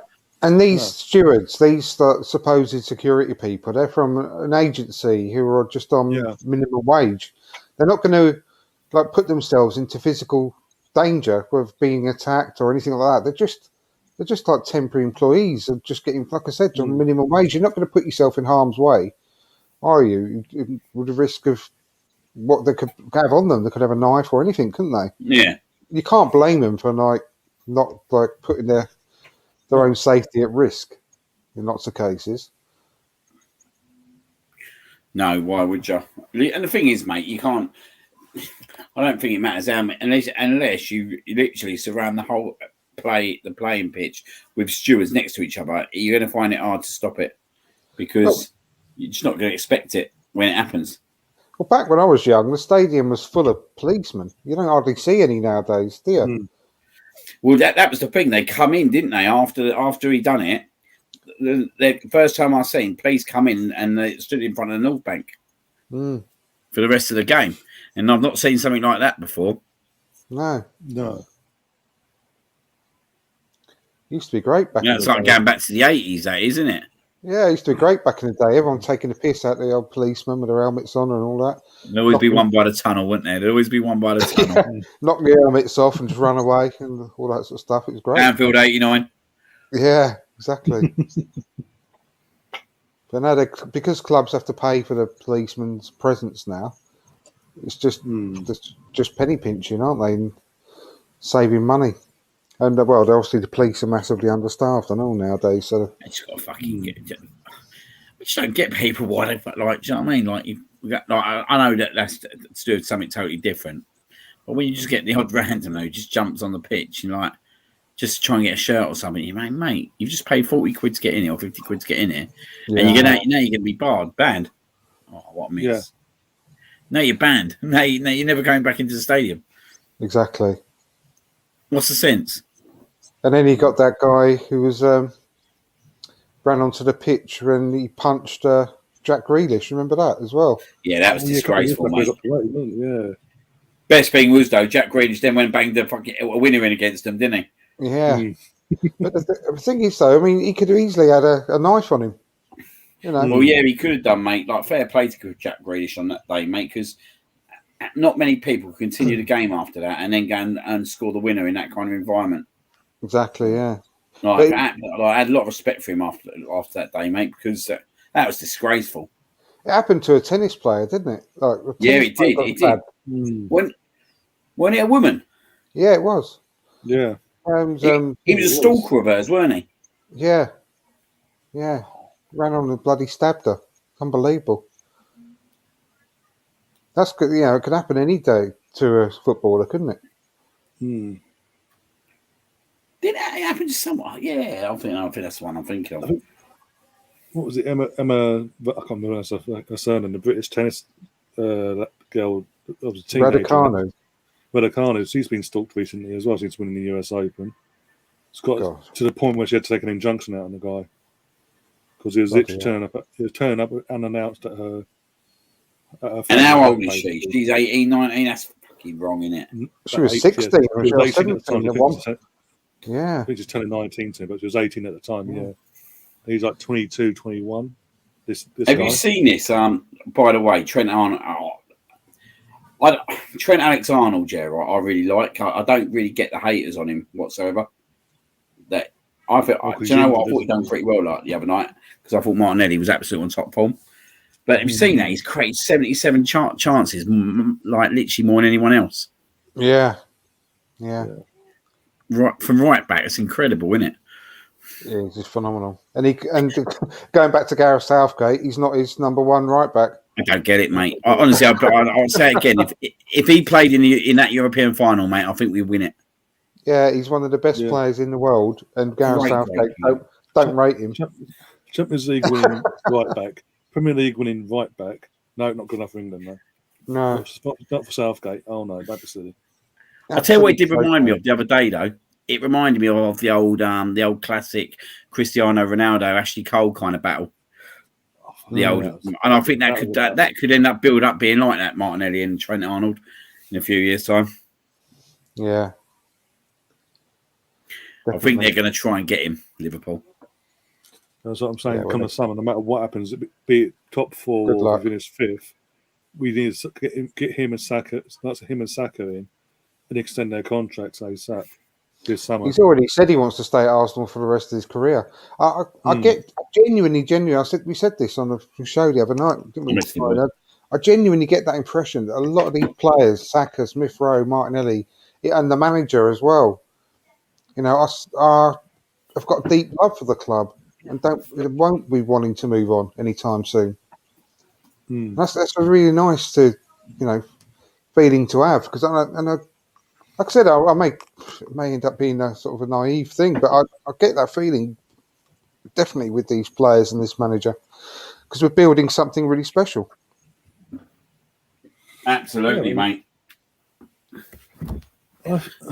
Look at us. They know it. They know as well, mate. They know like what they're doing at their age, mate. That it's not pretty normal, is it? Like you can look at the history of the Premier League. That it's not pretty normal. Like the only team that's ever really done a team like this within the Premier League, like brought these youngsters through, is probably when Man United brought through all the Nevilles and Beckham and that lot, didn't they? But to be fair, they had more key players around them at that point, like the Cantonars and Keanes of the world. Like, can you imagine if we had like 2 players like Cantona and Keane around this batch of players? Fucking hell, mate! And that's what we're basically looking for, isn't it? They're the 2 kind of players that we're basically looking for. Yeah, definitely. Yeah. No, it's not normal that you get this batch of youngsters. Like we're in a great place with these youngsters, and it's now. I know people have said about the Kronkers, and I agree totally. But this is the summer where they can put this to bed if they want and go out and get the right players. Yeah, I've said, and I don't know what your thoughts are, Liam, but I said if we've repeatedly got this like another 160 million to spend in the summer. Yeah, I'd be quite happy just to spend it on 2 players and to get Haaland and Bellingham from Borussia Dortmund. Yeah. Can you imagine that? We got them 2, mate. I honestly think we could mount a title challenge if we got those 2 players, if everyone stayed fit. Yeah. Imagine that pivot of Jude and bloody Thomas Partey in the midfield pivot. Yeah. You got Odegaard in front of them. Exactly, midfield 3 of Bellingham, Partey and Odegaard. You wouldn't get any better than that anywhere in the world, I don't think. I agree with you, though, mate. Like, that is the way we need. That is the way. It's not the way we need to go. I think it's the way we are going to go. And I think about last summer was about, do you know what I mean? Like spending the money wisely or the money was given. But I think this year, like you said, I think we will have the money. And I think it's about now not going out and buying quantity. It's the quality, isn't it? Yeah. It's the quality of player. If you could get 2 quality players like that and then pad the rest of the squad with our real good quality under 23s, like, you know, keep giving Patino more minutes, give Aziz some more minutes. Yeah. Hutchinson, Beerif, you know, I'd be really happy with that. If you there is a bit inside me, right, with Amari Hutchinson coming through as well, right, that says, do we actually really need to go out and buy another right back, or if Cedric continues to perform like he has over the last kind of month, like, could we get away with doing it again next year and kind of start giving like Hutchinson some game, especially in the League Cups, and that's see how he gets on? Yeah, well, we've got Brooke Norton-Cuffy, who's one of the best young bright right backs. He's one of the best defenders we've brought through the academy probably since Ashley Cole. Mm. Yeah. Everyone's raving about him, and he's on loan at Lincoln at the moment, ripping it up. Yeah, scored. Was it last weekend or the week before? He scored his first professional goal. Yeah, and he could be like the long-term backup. No question. Yeah, because it's always nice if you can get another one or two come through to you. If that's all nice, isn't it? But if we start concentrating, like you said, paying like the 80s to 100 million on two players, that's the way we're going to get better as a team. Yeah, because we don't need stockpile no more. But it's like Stefan said, Haaland isn't going to Arsenal. Sorry, chaps, but it's going to Madrid. I don't write off our chances at all. This is the attitude I don't like. I'm not saying against you, Stefan, but if this is the attitude of people at the hierarchy of the club, then that's a problem. But I don't see why not. I mean, we are still one. And Real Madrid have gone on record and saying they want to put everything on Mbappe. Mbappe, they've gone out in the press and said he's our number one target. They're offering all this money. Yeah, financially they can't afford to get both. Put it that way in one summer. No, exactly. They're going to go all out to get Mbappe in the summer on a free. So I think Haaland's so suited to the Premier League as well. I think he'd be mad not to come to the Premier League. I do as well. I do. He'd be absolutely mad not to come to the Premier League, and I think with his old man being played in the Premier League, I think that gives the Premier League a lot more chance in terms of him coming there. I just think I've said my opinion on the likes of Paris Saint-Germain before. I know Barcelona and Real Madrid are a little bit different, but even then, innit, the Spanish league's nowhere near the level of the Premier League. Barcelona ain't going to be able to afford the type of player, but even so, they've just brought in Aubameyang, who's doing really well for them. Ferran Torres. Yeah, exactly. They're talking about yes, 2-0. Beth Mead. Good finish. Beth Mead, yeah. They're talking about getting Lacazette to team him up with Aubameyang again on a free in the summer. Someone else said that to me. Is that true? Yeah, it was in the BBC gossip column. Yeah, but and that's absolutely fine. Good luck to him. But just shows you what's happened with Barcelona over the last few years, though, don't it? Exactly, yeah. But if you look at England, there's only two clubs realistically, which is us and Man City, because I genuinely don't think he'll go anywhere near Man United because of a family background, etc. Yeah, I agree.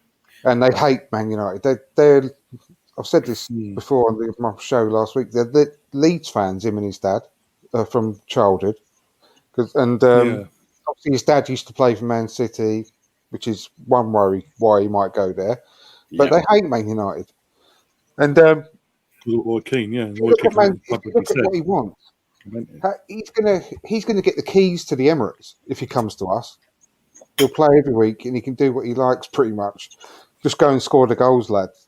That's what he'll be told. If he goes to Man City and he has to play in a Pep system, one week he's playing like a false nine type role. Next week he's out on the left. Next week he's out on the right.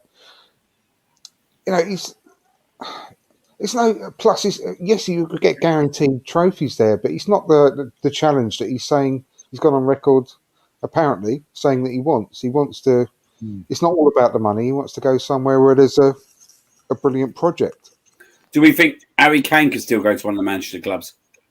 Well, yeah, that's a possibility. Man City might go after him again in the summer.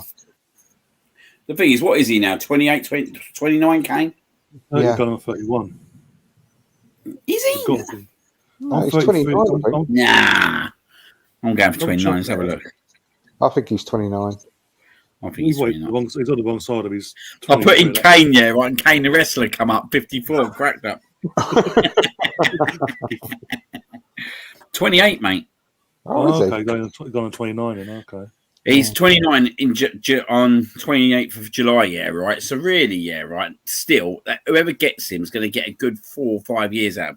Well, at least 3-4 years, isn't they? I'd say 2 or 3, yeah. As long as his ankles hold up. He's got the ankles. He's got the ankles of an 8-year-old woman. That's a problem. Yeah. So, you look at it. I still think, mate, United could get him.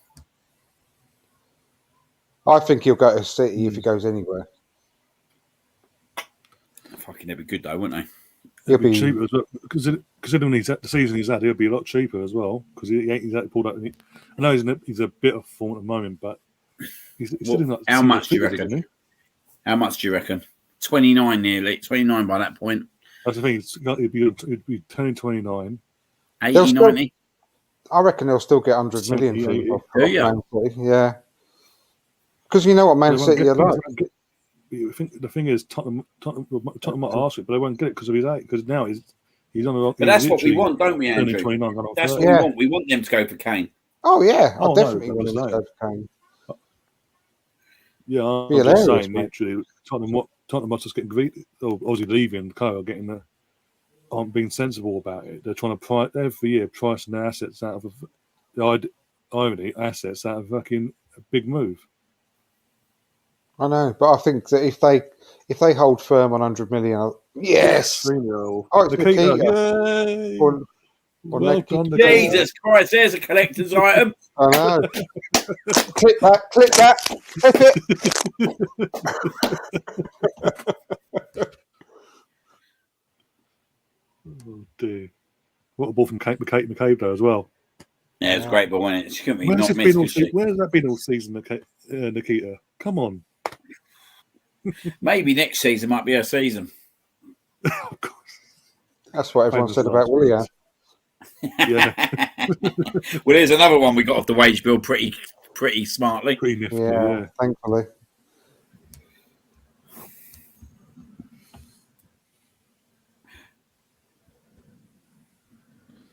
Oh, It's interesting now, isn't it? Like when you even look at last season, like where people like David Luiz, Aubameyang, Willian, think of the amount of wages they're saving now, mate, just on them three alone. Well, that's it. And that's why, that's another reason why it leads me to believe them freeing up a lot of on the wage bill on purpose to get a couple of stellar signings on the books. Because they've been saving, £1.2 million a season, and we're going to be letting so much more go in the summer as well. Like I said to Ryan the other day, I read in the papers that they're going to be getting rid of about 14 players in the summer, which include all the players that are currently on loan everywhere. But they're still going to be trimming the squad down massively with all those players. So that's going to be I don't know. Even they're not going to be on massive wages, say combined 300, 400 grand with all the players who got out on loan at the moment. Yeah. So we've got a lot of room on the wage budget to go and pay someone like a Haaland and like a great signing in midfield as well. We've freed up all those wages. Someone said to me on Wednesday, I don't know what to think of this one. Someone said to me, "Would you take Bellerin back as second choice next season?" Nah, that ship sailed, mate. Yeah, I'm not really one. I think once someone goes out on loan, especially at that kind of age, it's not right, is it? It's not right. No, it ain't. So Definitely well, in not. that case, but he's probably one of the only characters that, if that ever did happen, he'd be one, in terms of character-wise, he'd be probably one of the only characters that I would trust if he come back, that he'd be there for the right reasons. Yeah. I think he was definitely a good egg. Oh, yeah, definitely. Got no issue there. Just injuries, weren't it? Unfortunately of him. Yeah. But, I just think we need to stop underselling ourselves as a club when fans are saying he'll never come to us and just scoffing, saying, players like Haaland, well, we shouldn't even be in the running. We'd never come to us. Why? We're still one of the biggest clubs in the world. We need to get over this. We attracted Dennis Bergkamp when everyone thought we couldn't attract him. We had, look at the players we had when Dennis Bergkamp came to the club, and David Platt as well at the same David time. Platt came in as well, yeah. Look at the rest And of the even squad. when you start looking at it, right? Even like for me, two favourite signings of all time. Dennis Bergkamp definitely up there, number one, mate. Just knew that when we bought him that day, just knew that something special was going to happen. But also when we got Sol Campbell, mate, like no one ever expected Arsenal to be buying like their centre back, their captain, and everything. And do you know what I mean? You can't rule us out at the end of the day. Like you said, we're a massive club. Mesut Ozil. Mesut Ozil.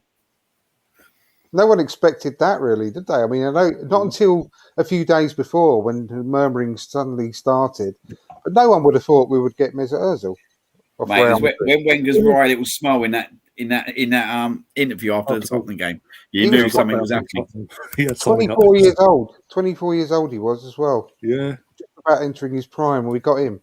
So why can't we say we're going to go and get someone like him?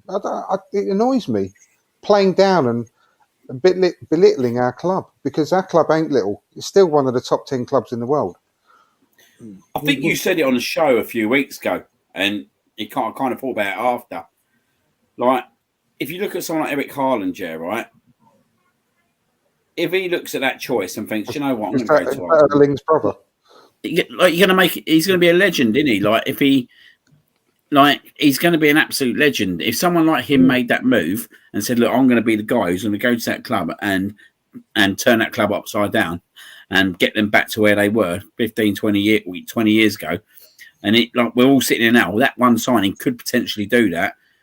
It's the difference in what the legacy that he will be seen as at the club, because what we've gone through as well, where I'm not sure if he went into another club like Man City, they're just used to winning now, aren't they? I don't think they would appreciate it as much as we would appreciate it.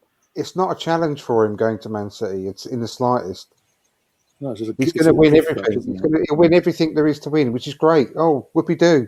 You know, I'm going to the most richest club in the world. Well, one of the richest clubs in the world.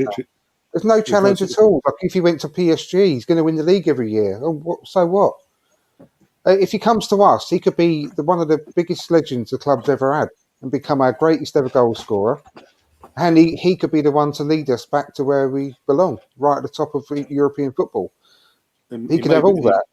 And maybe he could be the sort of spearhead that gets us that European Cup as exactly. well in a couple of years' time. Exactly. Imagine being the player, the final piece of a jigsaw that comes in and wins a massive club like us, gets us back to the top, wins us a Premier League, and gets us back into the Champions League, and really pushing for it, and maybe even win it one day. Imagine like the glory you would get from that, and the feeling you get from that. That's priceless to me. That's priceless. Yep. And regarding, like, you know, I know probably, I don't know whether you're joking or not, Stefan, but do players want to play for Farteta? Yeah, his name is growing all around Europe. I mean, why would his name will be on the lips of every big club that comes up now when they sack their manager? He'll be on the list now. Like PSG, he's on the short list for PSG. He's never going to go there, but he's doing a really good job. The job he's done in turning this club around, right from top to bottom, and the way that he has dealt with massive egos. Not only is he building his reputation because of the way we're playing football now and the way we've really started to really see some results in the table and go places, but he has come in and completely changed the dressing room and the whole of the character. He's attacked and gone straight for the big egos. He's won those battles with Ozil, with Aubameyang, and a few others as well. He's gone in there and he's not had any worries at all about getting rid of these star players. He's gone into that battle and he's won that battle, and now we're reaping the rewards of having a completely unified changing room. If you look at PSG, what do they need that more than anything else in the world, to get someone to go in there and attack those egos head on and get rid of it and sort that dressing room out. That's why they're looking at someone like him. Let's be honest as well, yeah, right? Another thing about Arteta, how old is he? 39 still? Yeah. Right, he's 39 years old, right?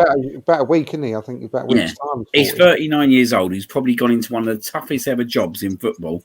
Not just to sort out a club that's in decline, a club that's got so many egos who are underperforming, to manage them and manage them out like he's done. Pep Guardiola is the biggest name in football, fully agreed. Pep Guardiola got to take over a Barcelona team that had the best generation at that point. Do you know what I mean?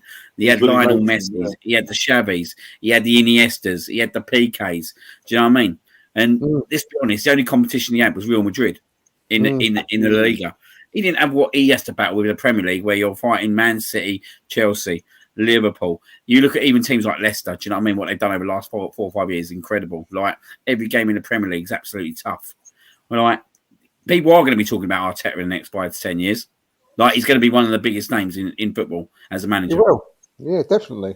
Absolutely, without a shadow of a doubt. Like how many 39-year-olds have done what he's done and had to manage a football team and manage the players out like he's done. And one of the big trophies available as well. Well, yeah, exactly. So I just think it's ridiculous that people across Europe, I mean, I think a lot of Arsenal fans have still got a poor regard for Arteta and what he's actually done. But people across Europe ain't no mugs as well. They're going to be looking at our club at the moment and thinking, oh, wow, he's done a really good job there. What he's done there has been quite remarkable, to be honest with you. And they're going to be looking at all our young players and they're going to be saying, that they're going to be world stars in the future. We look at players young players who play in the Bundesliga and all the time and think, oh, he's a good player. He might come to Arsenal one day. They're going to be thinking all the same about our young players. And they're going to be, they're famous across the continent. We're in one of the best cities in the world to live in. Yeah, as Stefan mentions. And one of the biggest clubs. Well, yes, like Stefan said, yeah, exactly. London's a very attractive place to go. We've got to stop belittling our club. That's got to be. Oh, my God. That's got to be in it. Oh, my God, I actually missed that. Oh, you got to score that. But To be honest, I'm surprised you haven't had the kick-off because Toby Neve got taken off whilst we've been having a little chat and 2 goals. Yeah, I know. Yeah. I know. No, I fully agree with you, mate. I think we're on something kind of. I think we're getting there with the team. We might need another year or 2. Do you know what I mean? In terms of players that we're going to get in, but when you start looking at the players that we've got there, we've got Saliba to come back. Charlie Patino will start being groomed, won't he, into more games within the next couple of years. Definitely next year he'll get League Cup games, won't he, and potentially maybe FA Cup games. You start looking at, you think, do you know what I mean? With a couple more additions in there, teams are going to fear us even more, mate. And it's a good time to be. I think it's the best time to be an Arsenal fan in the last 10 years. And look at his profile again. Haaland, about his age profile, his character, everything about him fits into this project we've got on the go at the moment as well. Yeah, with the squad rebuild, there's nothing about him that doesn't fit into this.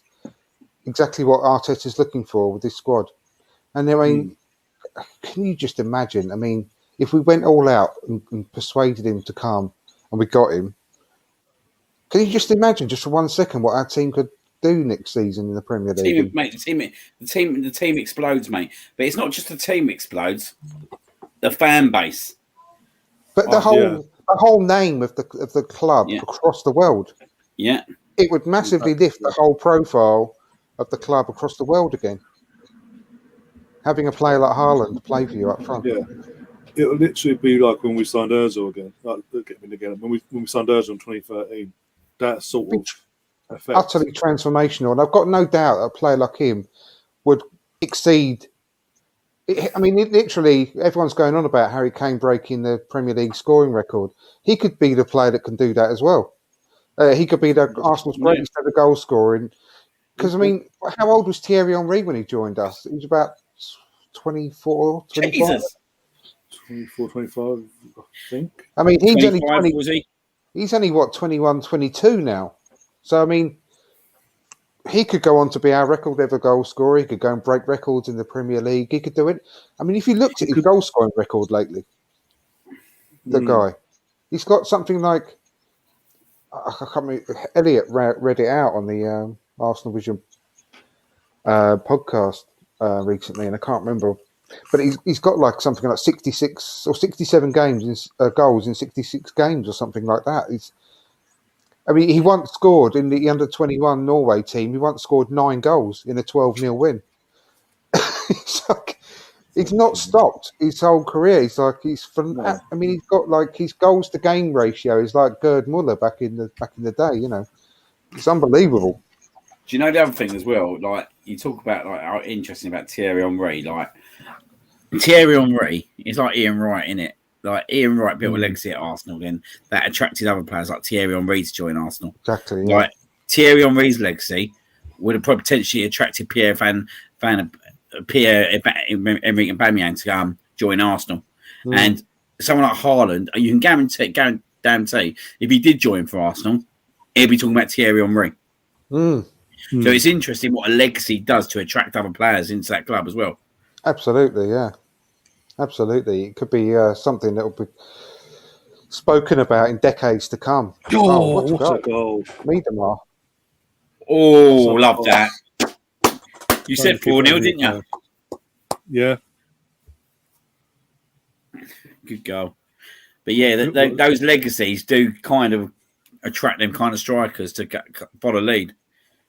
Exactly, yeah.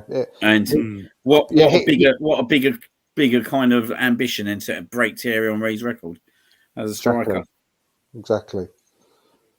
But let's be honest, if Thierry Henry was playing nowadays, he'd smash about 40 goals a season. He'd smash 30 to 40 goals a season easy in his Premier League. Of course he would.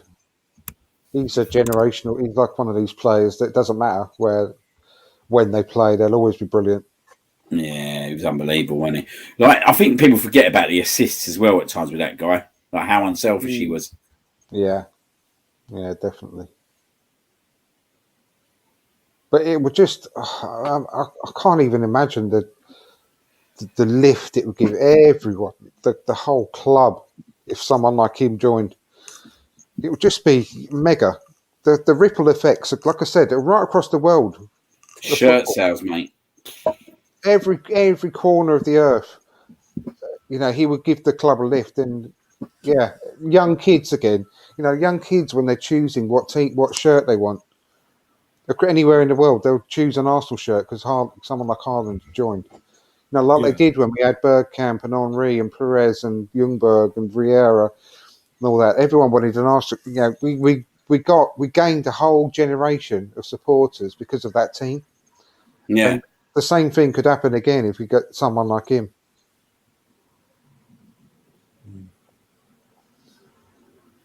Yeah, mate. You're getting me proper believing. You're smiling about it as well. You're doing well. I know, but this is what I mean. I just desperately want the club to, because not only would it be, of course, it would be a big outlay, right? But what it could do to the future of this football club cannot be underestimated. To get someone at his age and his profile, so I just want them to seriously think. And you know, we've got to be in this sort of bun fight to try and get him to sign. We've got to be part of it and go all out to persuade the guy that this is the place and this is the project that he's looking for. And I'd just be so disappointed if we weren't even in the conversation. I think we're definitely in the conversation, mate. One way or another, just because of Odegaard. I think that it would be absolutely ludicrous if we weren't getting Odegaard to have a little chat with him in the old international breaks and all that kind of stuff, and talk about what's going on at the Emirates and how special it is at the moment in terms of certain aspects.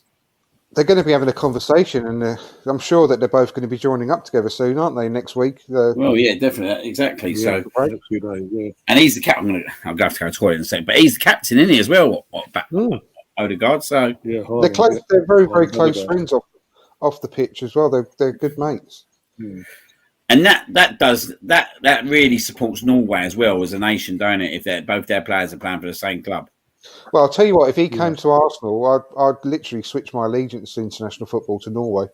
I wouldn't give That's the other thing you got. That's the other thing you got to ask yourself, mate. Yeah, right. Is that would the president of the Norway Federation, be saying to him, look, you two played together. We've got more chance of getting into a Euros or a World Cup with you two playing with each other week in, week out. And you'll get to play in a World Cup. You'll get to play in a European. Look, think of that as well. There's that added incentive, isn't there, as well? That if they play together week in, week out, and then they go to Norway and then have that chemistry week in, week out, what that would do for the nation. There's a lot of Arsenal fans around Scandinavia as well. I'm telling you, around Sweden and Norway. Arsenal are a massive club out there. So, it's very, very exciting. Just even the thought of it. I'm going to be. I just don't know how I'm going to feel if we go. I'm going to go to the toilet, but I can't wait to the end of the season now. I know. I'm so looking forward to this summer, regardless of whether we get him or not. But it would be a shame if we don't. I think we're the final sub by the looks of it. Boy's gone off for Ruben Moy in the last 10 minutes. But yeah, I was going to say earlier, when you were chatting, in terms of the top, obviously this season, if we were to finish where we are in the top four, be fourth or third, whatever, I think that spearheads us a year ahead of the project. That whatever project this is in place, it spearheads us a year in advance, and we can kick on next season. This is what I was saying the other night. I don't want us to become a Man United that's just what Man United have become, a sort of okay with getting top four, and that's the only sort of ambition within the club. I want us to be like when Klopp took over at Liverpool, got them back into Champions League after a year out of football, got them back into Champions League, and they instead of settling for that and become a team that goes to top four, part of the top four battle. They pushed on the following season, and then every season they've sort of progressed. And this team's young enough to progress for even longer than obviously what Klopp's had, because obviously the age of the players what they are compared to the age of what players he brought in. I'm sorry, and whether it 3-4 years into that, 3-4 years down the line with Klopp's this Klopp team, I think exactly, in the group chat it's saying that most of them are hitting their 30s or in their mid 30s now.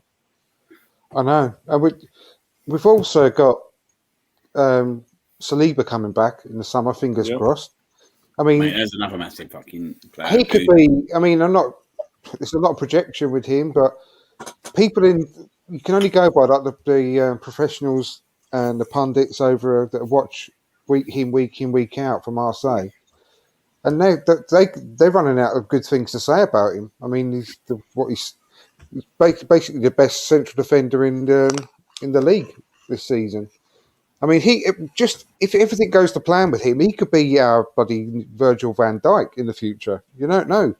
If he's projected the way he's going to progress, carries on, he could be like our Van Dijk figure. And the future looks really, really exciting because of the squad that we've built now, and the young players we've still got coming through. The next generation of academy talent looks extremely good as well. Honestly, the project could not be better for a young player to want to come and join at the moment anywhere. It's an easy sell, to be honest with you. It's an easy sell to someone, isn't it? Yeah. They got through last night as well, Marseille, didn't they? I don't know. I didn't see that. They won 2-1. Wow. 1-2-1. So they got through. In the conference, was it conference they're doing? Is it the conference they're in, or is it the Europa they're in? It can't be Europa because Europa League they went in the draw, so it must be the Europa Conference. It must be the Europa Conference then, but yeah, they got through to it was the conference. You know what? There's some pretty half decent sides in that Europa Conference. I didn't realise Rome were in it. They because of what was it? Did they drop out the Europa League? Going to they've dropped out, didn't they? You know the team that beat them 6-0. They've drawn them in the old quarterfinals. They've drawn them in the quarterfinals. They are a really I heard someone talking about them on a podcast. They're a really, really interesting club. You know, there's a podcast out there. I can't try and find out the link. It was really good because they've not been in existence for that long.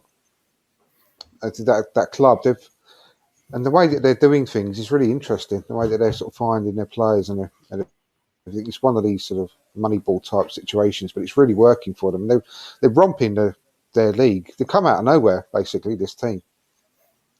So yeah, they're going places, producing a lot of good quality players. Yeah, always good, isn't it? But always good for teams, isn't it? They definitely sound like a character out of Lord of the Rings or The Hobbit, though, don't they? They sound like a little hobbit, Bodo Glimt. Oh, Leicester got a name, eh? I've just checked on Leicester's Twitter. They're in the quarterfinals of conference. They've got PSV Eindhoven. Well, they're not bad. So they're well. I don't know what they're like now, but obviously they're still a big club, isn't they? PSV. PSV. Over 2 legs, they drew the PSV drew the first leg 4-4, then won 4-0 last night. Went through 8-4 on aggregate. Bloody hell! Who are they playing? So, yeah. I can't remember they're playing now. Again, I think it's Sparta Prague. I think I'll double check. Let me have a look. Oh, was it? Guys. I'll double check now. One sec. It was completely. One sec. Fucking messy. We made the right meal out of Sparta Prague last year, didn't we? In the first leg. No, it was Copenhagen. FC Copenhagen. Oh, FC Copenhagen. Yeah. I love their ground, Copenhagen. One of my favourite grounds. Beautiful. Oh, West Ham done all right, though, didn't they, last night? Yeah. Over the course of the I actually hope they do well. But I hope they get to the semis anyway, because we got them on April the 30th, and that's after one of the legs. So you like to think. May 1st. It's been moved to May 1st now. The West Ham game. Has it? Yeah, Arsenal, West Ham v Arsenal's been moved. What is that, a Monday night? I think or so. Sunday? I'll double check. Let me have a look now. I think that's a Sunday, mate, because I think they're in the middle of the semi-finals. So if they knock out Lyon, they'll be in between a Barcelona time. Put it that way. I think that's a Sunday, that game.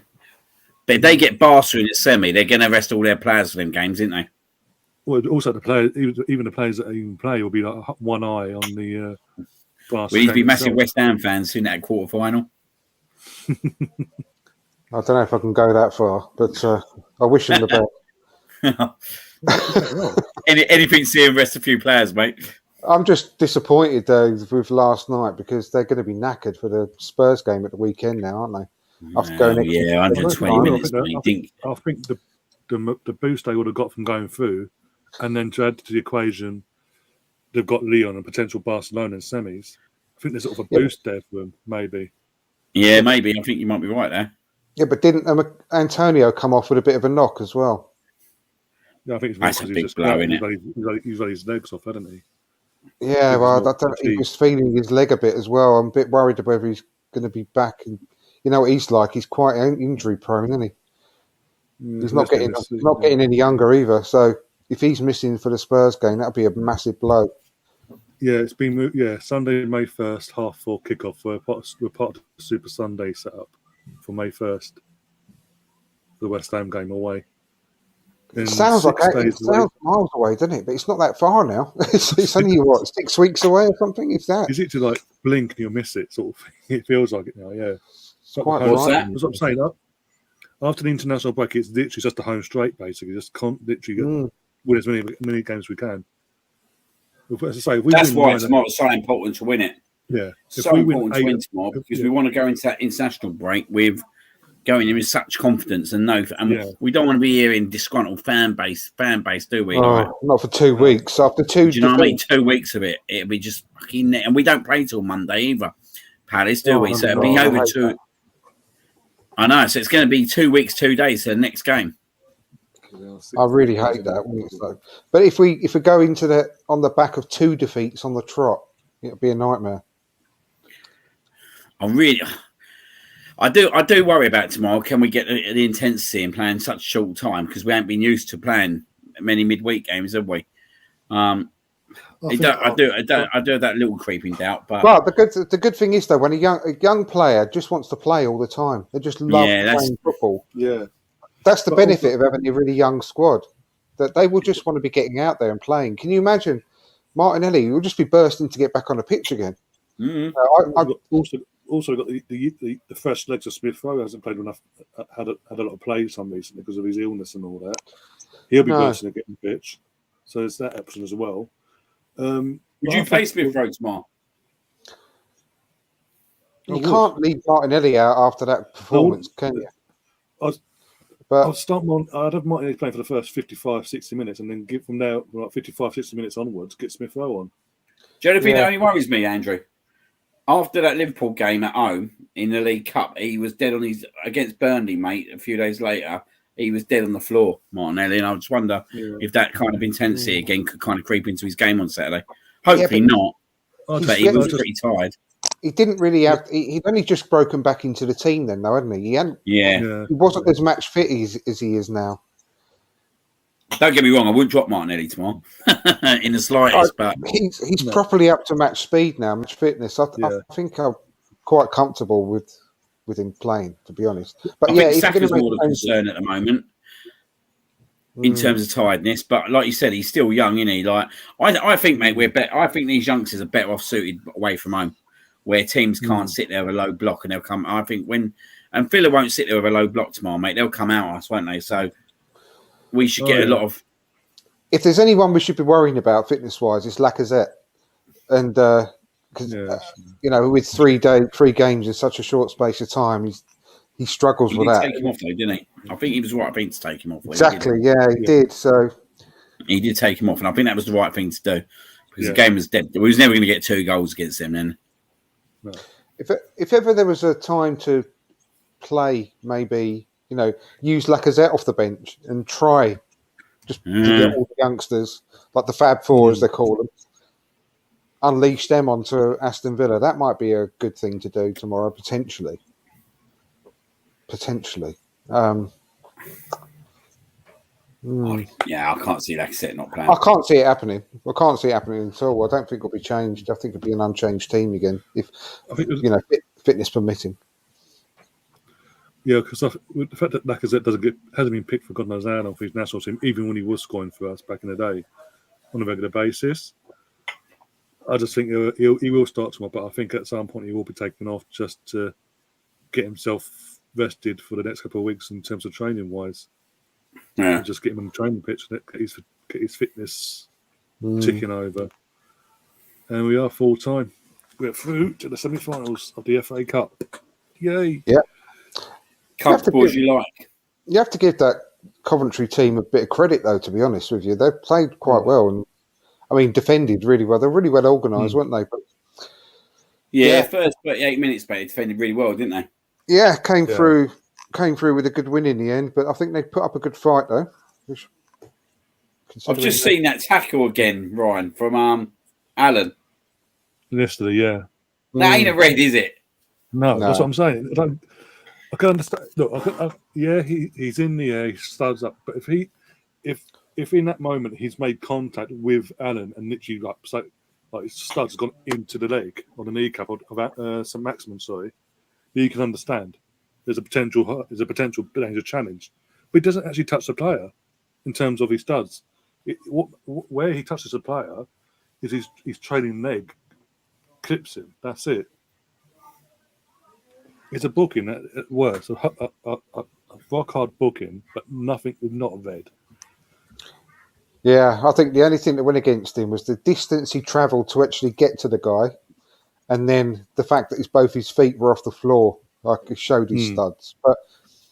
And that's what went against him. But I don't think he didn't make enough contact. It was obvious what he was trying to do. It was just like a professional foul to bring him down, and it wasn't in any way sort of malicious to try and hurt the guy. It was obvious that wasn't the case. But I was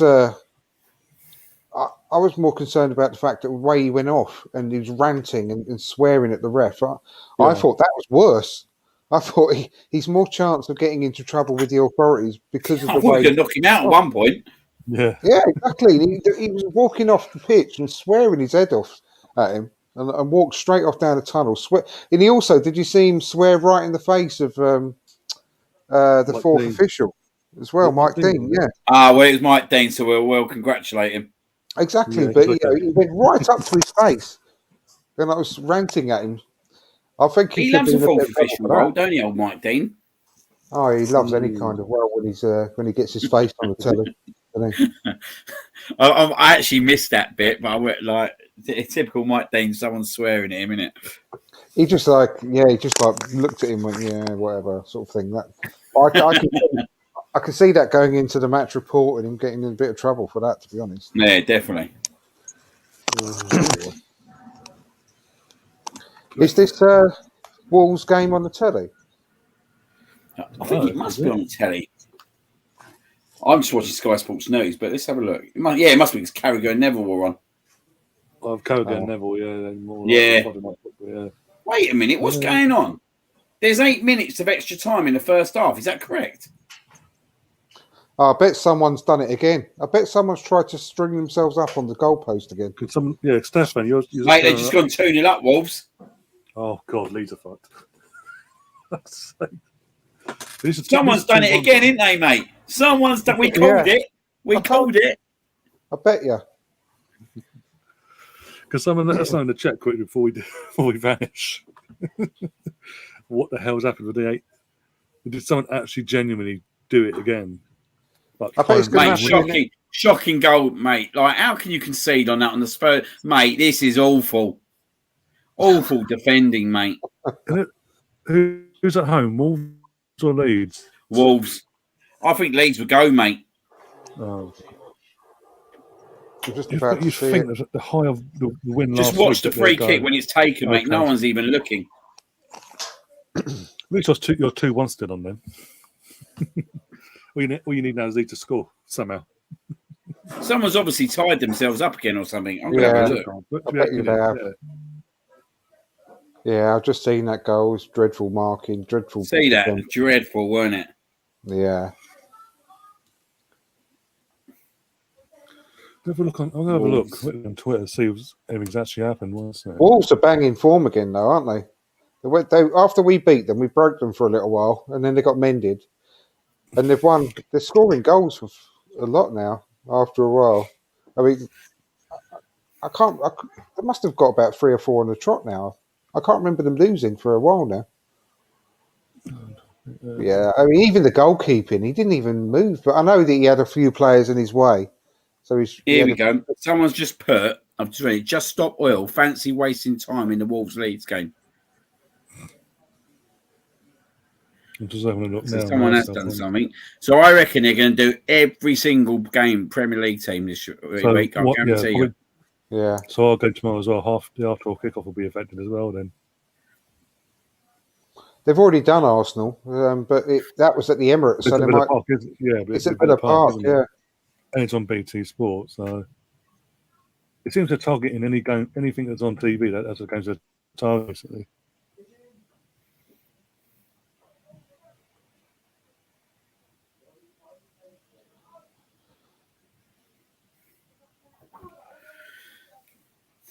I thought that was the second half, mate, when I turned it on. 55 minutes. Yeah. Well, there was 14 minutes at the end of the Everton game yesterday, wasn't there? Yesterday, yeah. Added time, 14 minutes added time. Did you see it was actually quite a good stream by the FA player, to be fair.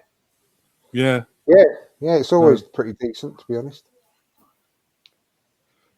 I was going to say, did you notice the groundsman got summoned with the bulb cutters, and even that didn't cut through the bloody the thing yesterday. It cracked me, mate. Have you seen his face? The pitch going around his face. Bolt cutters? Yeah, bolt cutters and everything else, mate. Why don't he bolt cutters for a cable tie? I don't know, mate. We couldn't get it off him, mate, still. Just Stanley knife is the best thing to do, mate. Stanley knife is what you need. Mate, he was proper going at it, man. I was thinking one slip, mate, and he's fucked.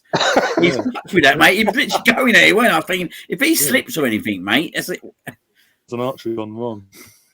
Well, the thing is, right, to get a bolt cut, obviously each side of the bolt cutters are probably about 1.5 inches thick. So to actually put that underneath the thing, it would have tightened it round his neck even more. It would have dug properly right into his neck. That's more dangerous. You just need to cut it with a knife. You idiots. That would have been the best option, to be fair. I still can't work out how he gets on that pitch and does that quickly. Well, no, like he must have rehearsed it, the sick fucker, elsewhere. Oh yeah, they probably would have been well trained on it. Yeah, trained it. So guys, mind my language. It's 1 minute before the watershed. Oh fuck that! It's all right. YouTube coming in now. Who's on tomorrow then? We've got obviously myself, you, Andrew, got Russ, we've got Gary, and Melvin's going to let me know in the morning. We've got a few of us, put it that way. Make enough noise. Yeah, I'll let you know just in case I've got that. But at the moment, yeah, I'll definitely be. If anything happens with the kids, I'll let you know. But oh yeah, no the only worries, thing fine, like I said earlier, the only thing I'm worried about is if I've got a stream that's about a minute behind you guys, then it's really annoying. It is that is shit, isn't it? That's the problem. Yeah, and it's BT Sport as well, isn't it? Yeah, I'll watch on the it might be better because it's BT Sport, but I have to wait and see. Yeah, trying to think now. So yeah, I'll go. What time? So 12:30 kickoff, isn't it? 12:30 kickoff. So I'll go live just after 12. Go through the teams like you normally do and all that. I'll announce it in the morning. I'll just get the thumbnail sorted. Oh my days. Standing knife. It's just that. Standing knife. Did need a standing knife. Swiss Army knife. Even a pair of pliers will cut through a cable tie. Because initially when he came out, obviously they eventually said, the guy comes out, the bolt cutter's like, no, go around this way. They went round. Initial Bolt thing, cutter. nothing was happening. So out of nowhere, someone with another hand comes out with like a pair of scissors. It's like, if the bolt cutter's ain't going to I don't know what it is, mate, but ever since the pandemic, mate, everything's a drama, innit? Everything's an absolute drama. Oh, God, honestly. Absolutely. Like the amount of dramas we've seen at football matches for different reasons. Yeah. Be it health or bloody protesting or bloody... Mate, it's just unbelievable. There's always something. I don't know why. I know. Oh, There's our old mate Gary Neville. God. The one that can't trust Arsenal and then a couple of days later beat Leicester. It's nailed on. No, it's I don't know. I worry more, mate, when he says it's nailed on, though. Yeah, I mean, when Jamie Carragher after the ball win, I think Arsenal just got a bit more, they'll be fine. It's like, oh, for fuck's sake, stop jinxing us now. I want to go under the radar. Piss off. Even their first goal, mate, Wolves, shocking defending. Sounds about right. With Leeds this season. I think they'll go Leeds. I don't know. I'd much rather them stay. Burnley just that bit worse. I'd much rather them stay in the league than I don't know, a Burnley or someone like that. I can't stand. I'd love to see Burnley go down, mate. I just can see Sean Dyche getting out of it though. Well, they're 4 points away from Everton now, and they've got no games in hand. Well, they've got to win, ain't they? Somehow, they've got to somehow get a. Did you see that Frank Lampard broke his hand when he was celebrating the goal yesterday? I heard about that. What did he do? What did he actually do? I don't know what he actually did, but he came a post-match interview on the side of the pitch. He came up and said, "I've broken my hand when I celebrated the goal." And he looked at his hand; it's black, like massive bruise on his hand. The entire fist side of it. It's all swollen. Black and blue. Yeah. So I don't know what do you think of Frank Lampard as a manager? Oh, he's useless. Absolutely useless. He's clueless, I think, mate. Honestly, I really do. He's just there for his fucking family and his name, isn't he? Yeah. Living off his reputation at the moment. He'll get found out soon enough and he'll never work again. He'll end up being one of these pundits on Sky or BT or something like that after he gets sacked from here, because I don't think he'll get another job. Yeah, this job could kill him, couldn't it, really? Yeah. Very brave decision. Yeah. It was very brave of him to take it on, but I think it will kill him. It'll kill his managerial career. All the Everton fans that wanted him as well. I know they won last night, but up till then, it hasn't been exactly spinning the roses, has it, since he's come in? There's been no new manager bounce that you usually get either. No. The problem with Everton is as well, right? Like, whether they stay up or not, right? Players like Richarlison and Calvert-Lewin ain't going to be staying around. No. It makes our job easier if we're interested in their players. Well, I can still see potentially Calvert-Lewin, but I'd still rather have Richarlison out the two. Would you? Yeah, I really would. I think he would suit. Mate, that ain't a bad shout on the left-hand side though, because to rotate it around, mate, that ain't a bad shout whatsoever. Yeah, especially if we've got Europe, or we are no matter what, we've got European football, be it Europa League or Champions League. We need squad depth. Yeah. Especially if you what you said about Martinelli going up front a little bit more as well, mate. We're going to need another left-sided player, aren't we? Yeah, I just think his size. He's obviously Premier League ready. Same his size. His speed. I think his age is good. He's a good age. He's a good finisher. I think he'd be a good buy. You know, as a second choice striker, instead of like what I said earlier from Ivan Toney, get him instead. If Everton go down, especially, I think you get him for a decent price. 2025. I really think Ivan Toney, mate. I was talking to someone else the other day about Ivan Toney, and I think you're seeing now with the Eriksen effect, like what he can actually do up top. Exactly, yeah. And I'd take him all day long as a player that could rotate or coming off the bench and get certain games, play other games. Do you know what I mean? To rest players, especially if you've got Champions League. Me too, yeah. Just say you got your Haaland, for example, right? And you've got him in a big Champions League game, and then you're playing someone at home like Brighton, Burnley, all them kind of teams. You'd be more happy to play Toney up front, wouldn't you? Yeah. I'd trust him totally. I think he'd be the ideal guy to come in. I really do. How much do you reckon you'd have to pay to get him? 35, 40 maybe. Give the push. Yeah. I'll say 40. If 25, is he? Yeah, he's about 25 years old, yeah. Can take a penalty as well, can't he? Yeah. Oh, yeah. Yeah, his manager said he's the best penalty taker in the world, didn't he? Yeah, mate. You can't have enough good penalty kick takers, mate. No, I just think he's a great... And all this snobbery about, buying where you get your players from, it's just got to be put to bed, mate. Look at where we got Aaron Ramsdale from. Mate, you look at the old red-nosed Ferguson himself, mate. He used to get people like Antonio Valencia from Wigan. Oh, God, yeah.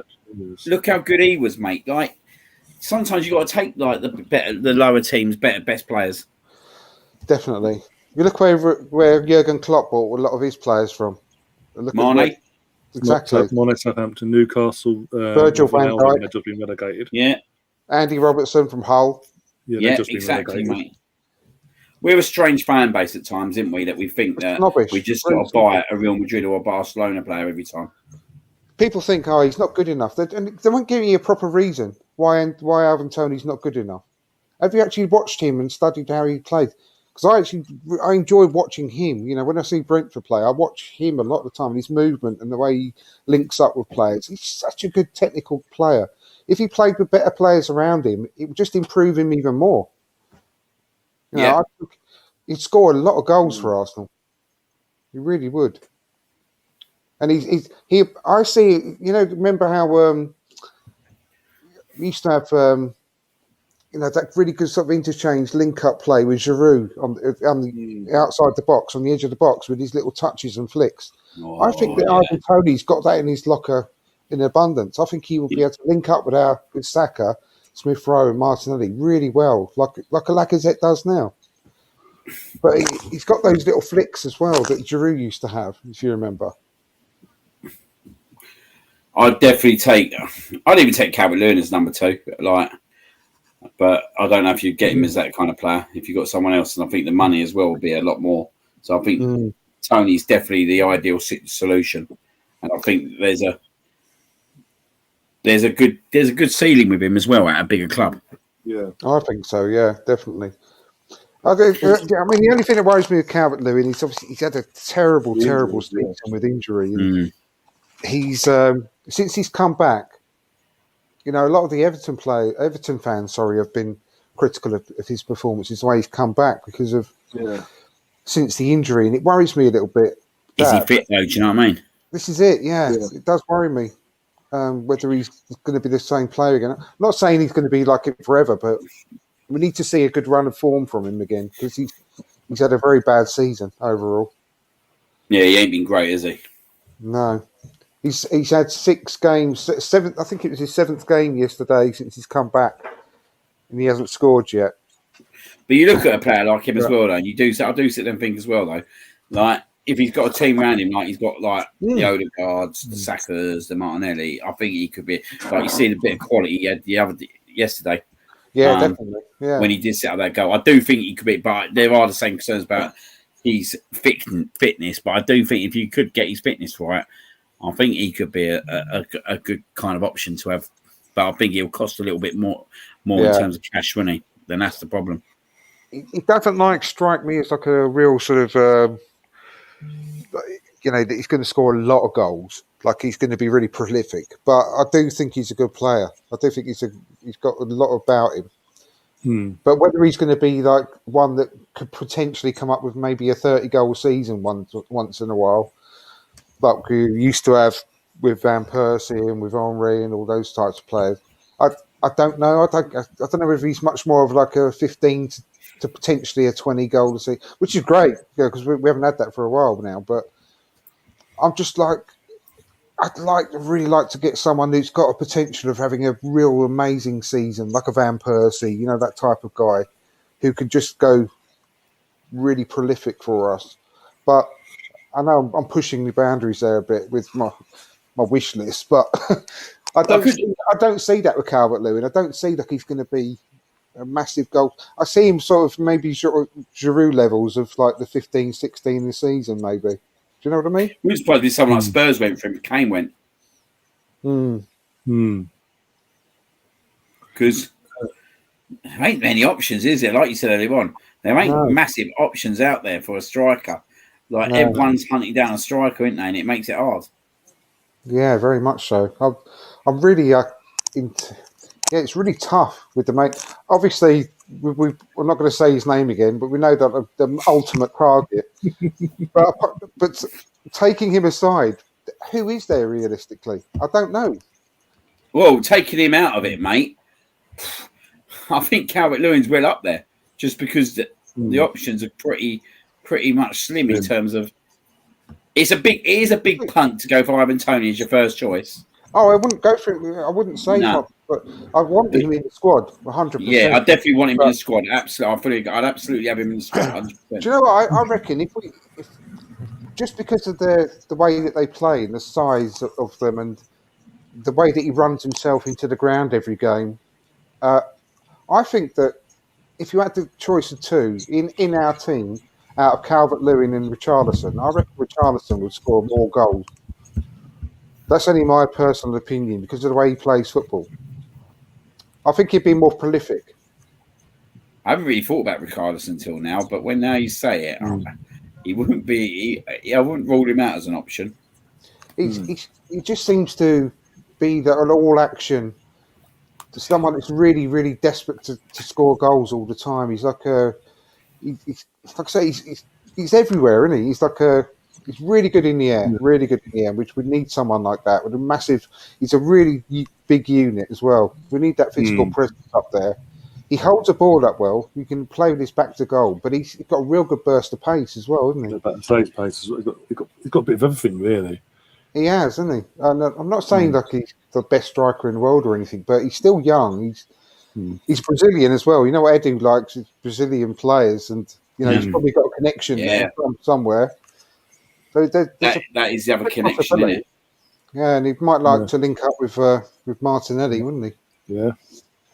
Assassin Eagles in the chat saying before we go, what's everyone's predictions for tomorrow's game? I think we get the W. I think we still can. Let me go to the toilet. I'll come back and answer that one. Yeah, no worries. I think we come away with 3 points still. Yeah, don't get twisted. But I think if we get the Arsenal that we saw on last Sunday against Leicester, and don't drop a moments of absolute concentration at all, we win this with a clean sheet. Say 1 or 2-0.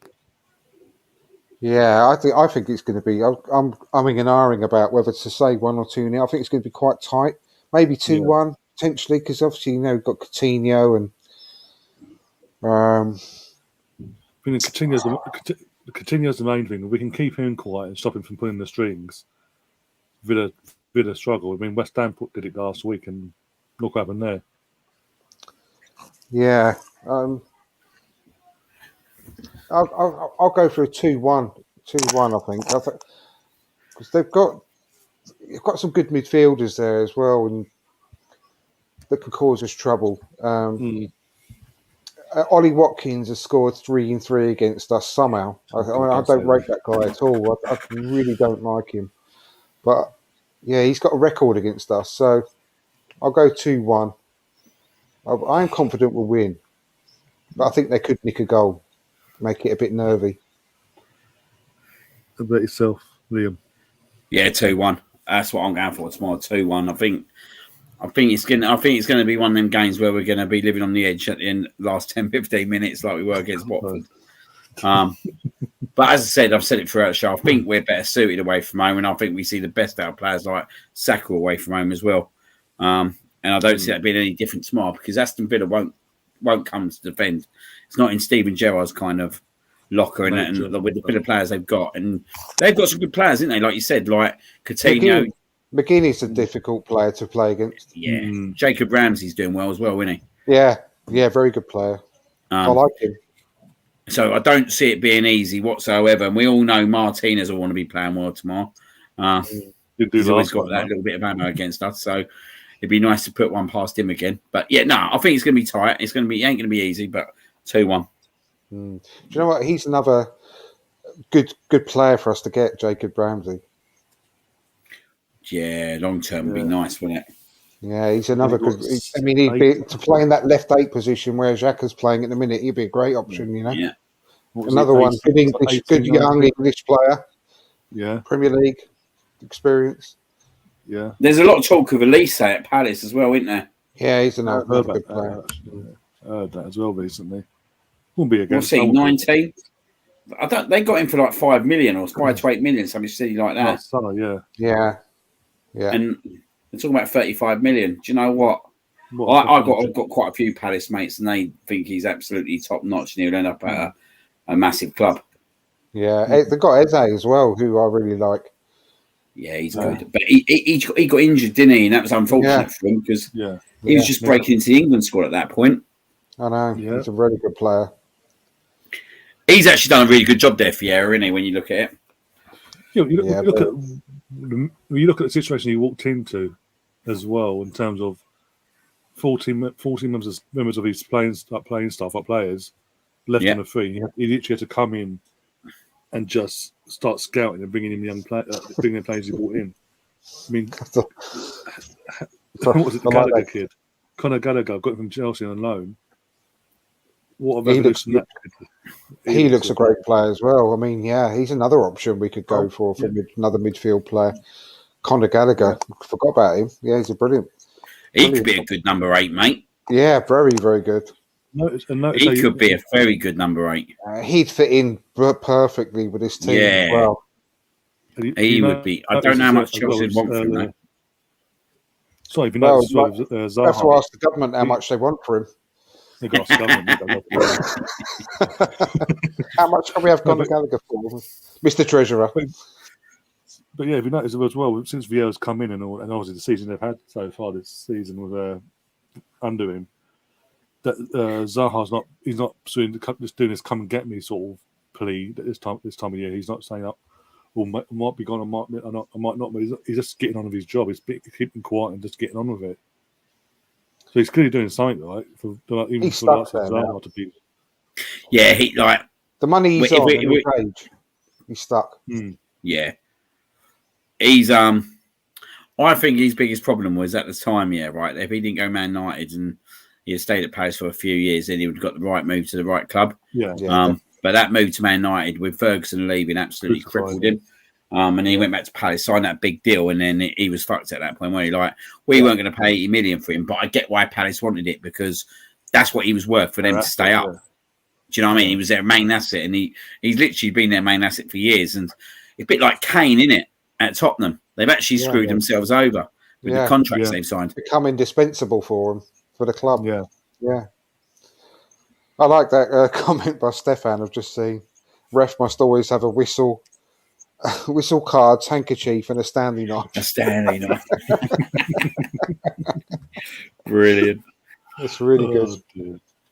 What are you going for tomorrow, Ryan? I'm going to say, I was saying before that a 1-0 or 2-0 win. If If we get the Arsenal that we saw against Leicester, 1-0 or 2-0. If we get the Arsenal from midweek, it'll be a 2-1, 3-2 situation. We were excellent against Liverpool, I think. I honestly think we played well. I meant in defensive laps, like the moments where they switched off and them 2 goals. If we get that Arsenal, then they'll score. If we don't, if we had the solid performance we had against Leicester, we win 1-2-0 with a clean sheet. That only happened, I think, the second goal especially, it only happened because we played Liverpool. Because of the unbelievable pressure that their press put against our team during that spell, that 1 minute spell where everything, and we just couldn't handle that pressure at that particular point. That was majorly down to the way that Liverpool press and they play. That's what makes them. That's what sets them aside from other teams at the end of the day. Yeah. And that miss that Odegaard had was just unbelievable. Some of the best bit of goalkeeping you can see, really. From the moment that he closed down Lacazette and stopped him from rounding him, the way that he was on his toes, you see it, the analysis on the telly afterwards, and absolutely spot on. They were saying the way that he moved around and completely cut down the angle, and then the save was just unreal. Brilliant. Wolves are down to 10. Oh, bloody hell. He's got sent off. Wolves down to 10 men. The goalkeeper's got off injured. There was a tackle with one of the Wolves players and the Leeds player. It's Raul Jimenez has gone off. Been sent off. Again. Oh, God, yeah, it's always him. I've just seen, what was it, about 10 minutes ago? I saw that's the worst corner I've ever seen taken, mate. Jesus. That's the worst corner I've ever seen taken. He literally just passed it to the Wolves player. So what, has Jimenez been sent off? Yeah, he's been sent off. I know there was a tackle between him and the keeper. The keeper's gone off injured, and he's been sent off. Who is there? She captained him. Christopher Clarkson. Never heard of him. Used to be an interesting last half hour. Leeds got to throw the yeah. kitchen sink, ain't they? Surely. Oh, they have to. They need to. So some sort of fight for their fans. But yeah, I'm going to wrap things up, guys. Get myself ready for tomorrow morning. Nice and early start. Fuck's sake. Thank you, Premier League, as Arteta would say. Fuck's sake. But yeah, I mean, actually, I'm happy. 4-0 win, comfortable, through to semi-finals. Hopefully, we can sort of all the way this time and actually win the cup in May. But yeah, I'll be keeping an eye on the draw over the weekend, see how that goes. But as I said, I'll be back tomorrow for the only Premier League game tomorrow because of the FA Cup. So, as I said, we go live just after 12 with myself and a few of the guys, as we always do. 12:30 kickoff, and then no match of the day tomorrow because there's only Arsenal playing, so there's no point in doing match of the day. Oh, hi for 5 minutes and bye. And then Sunday, I might do a match of the day stream. There's enough teams playing. I don't know. Have a look who's playing on Sunday. And then back on Monday for the podcast in reaction to what happens on Saturday with myself, Andrew, and Steve, if we're all available and having kicking. Yep. Not like up with massive headaches. But yeah. And then obviously international weekend. And there's a poll actually in the community post, so if you want to go and check out, obviously with Arsenal's four English lines being picked, I've given you guys a choice. Do you want us to cover the England games against Ivory Coast and Switzerland respectively, and do sort of an Arsenal player, what's with them 4 players, or just blindside it? At the moment, it's sort of nearly 50-50 in terms of voting. There's only a few people voted so far, but yeah, if you haven't already, go and check it out and give us your vote. And we go, or by the time that comes on, we'll go by that.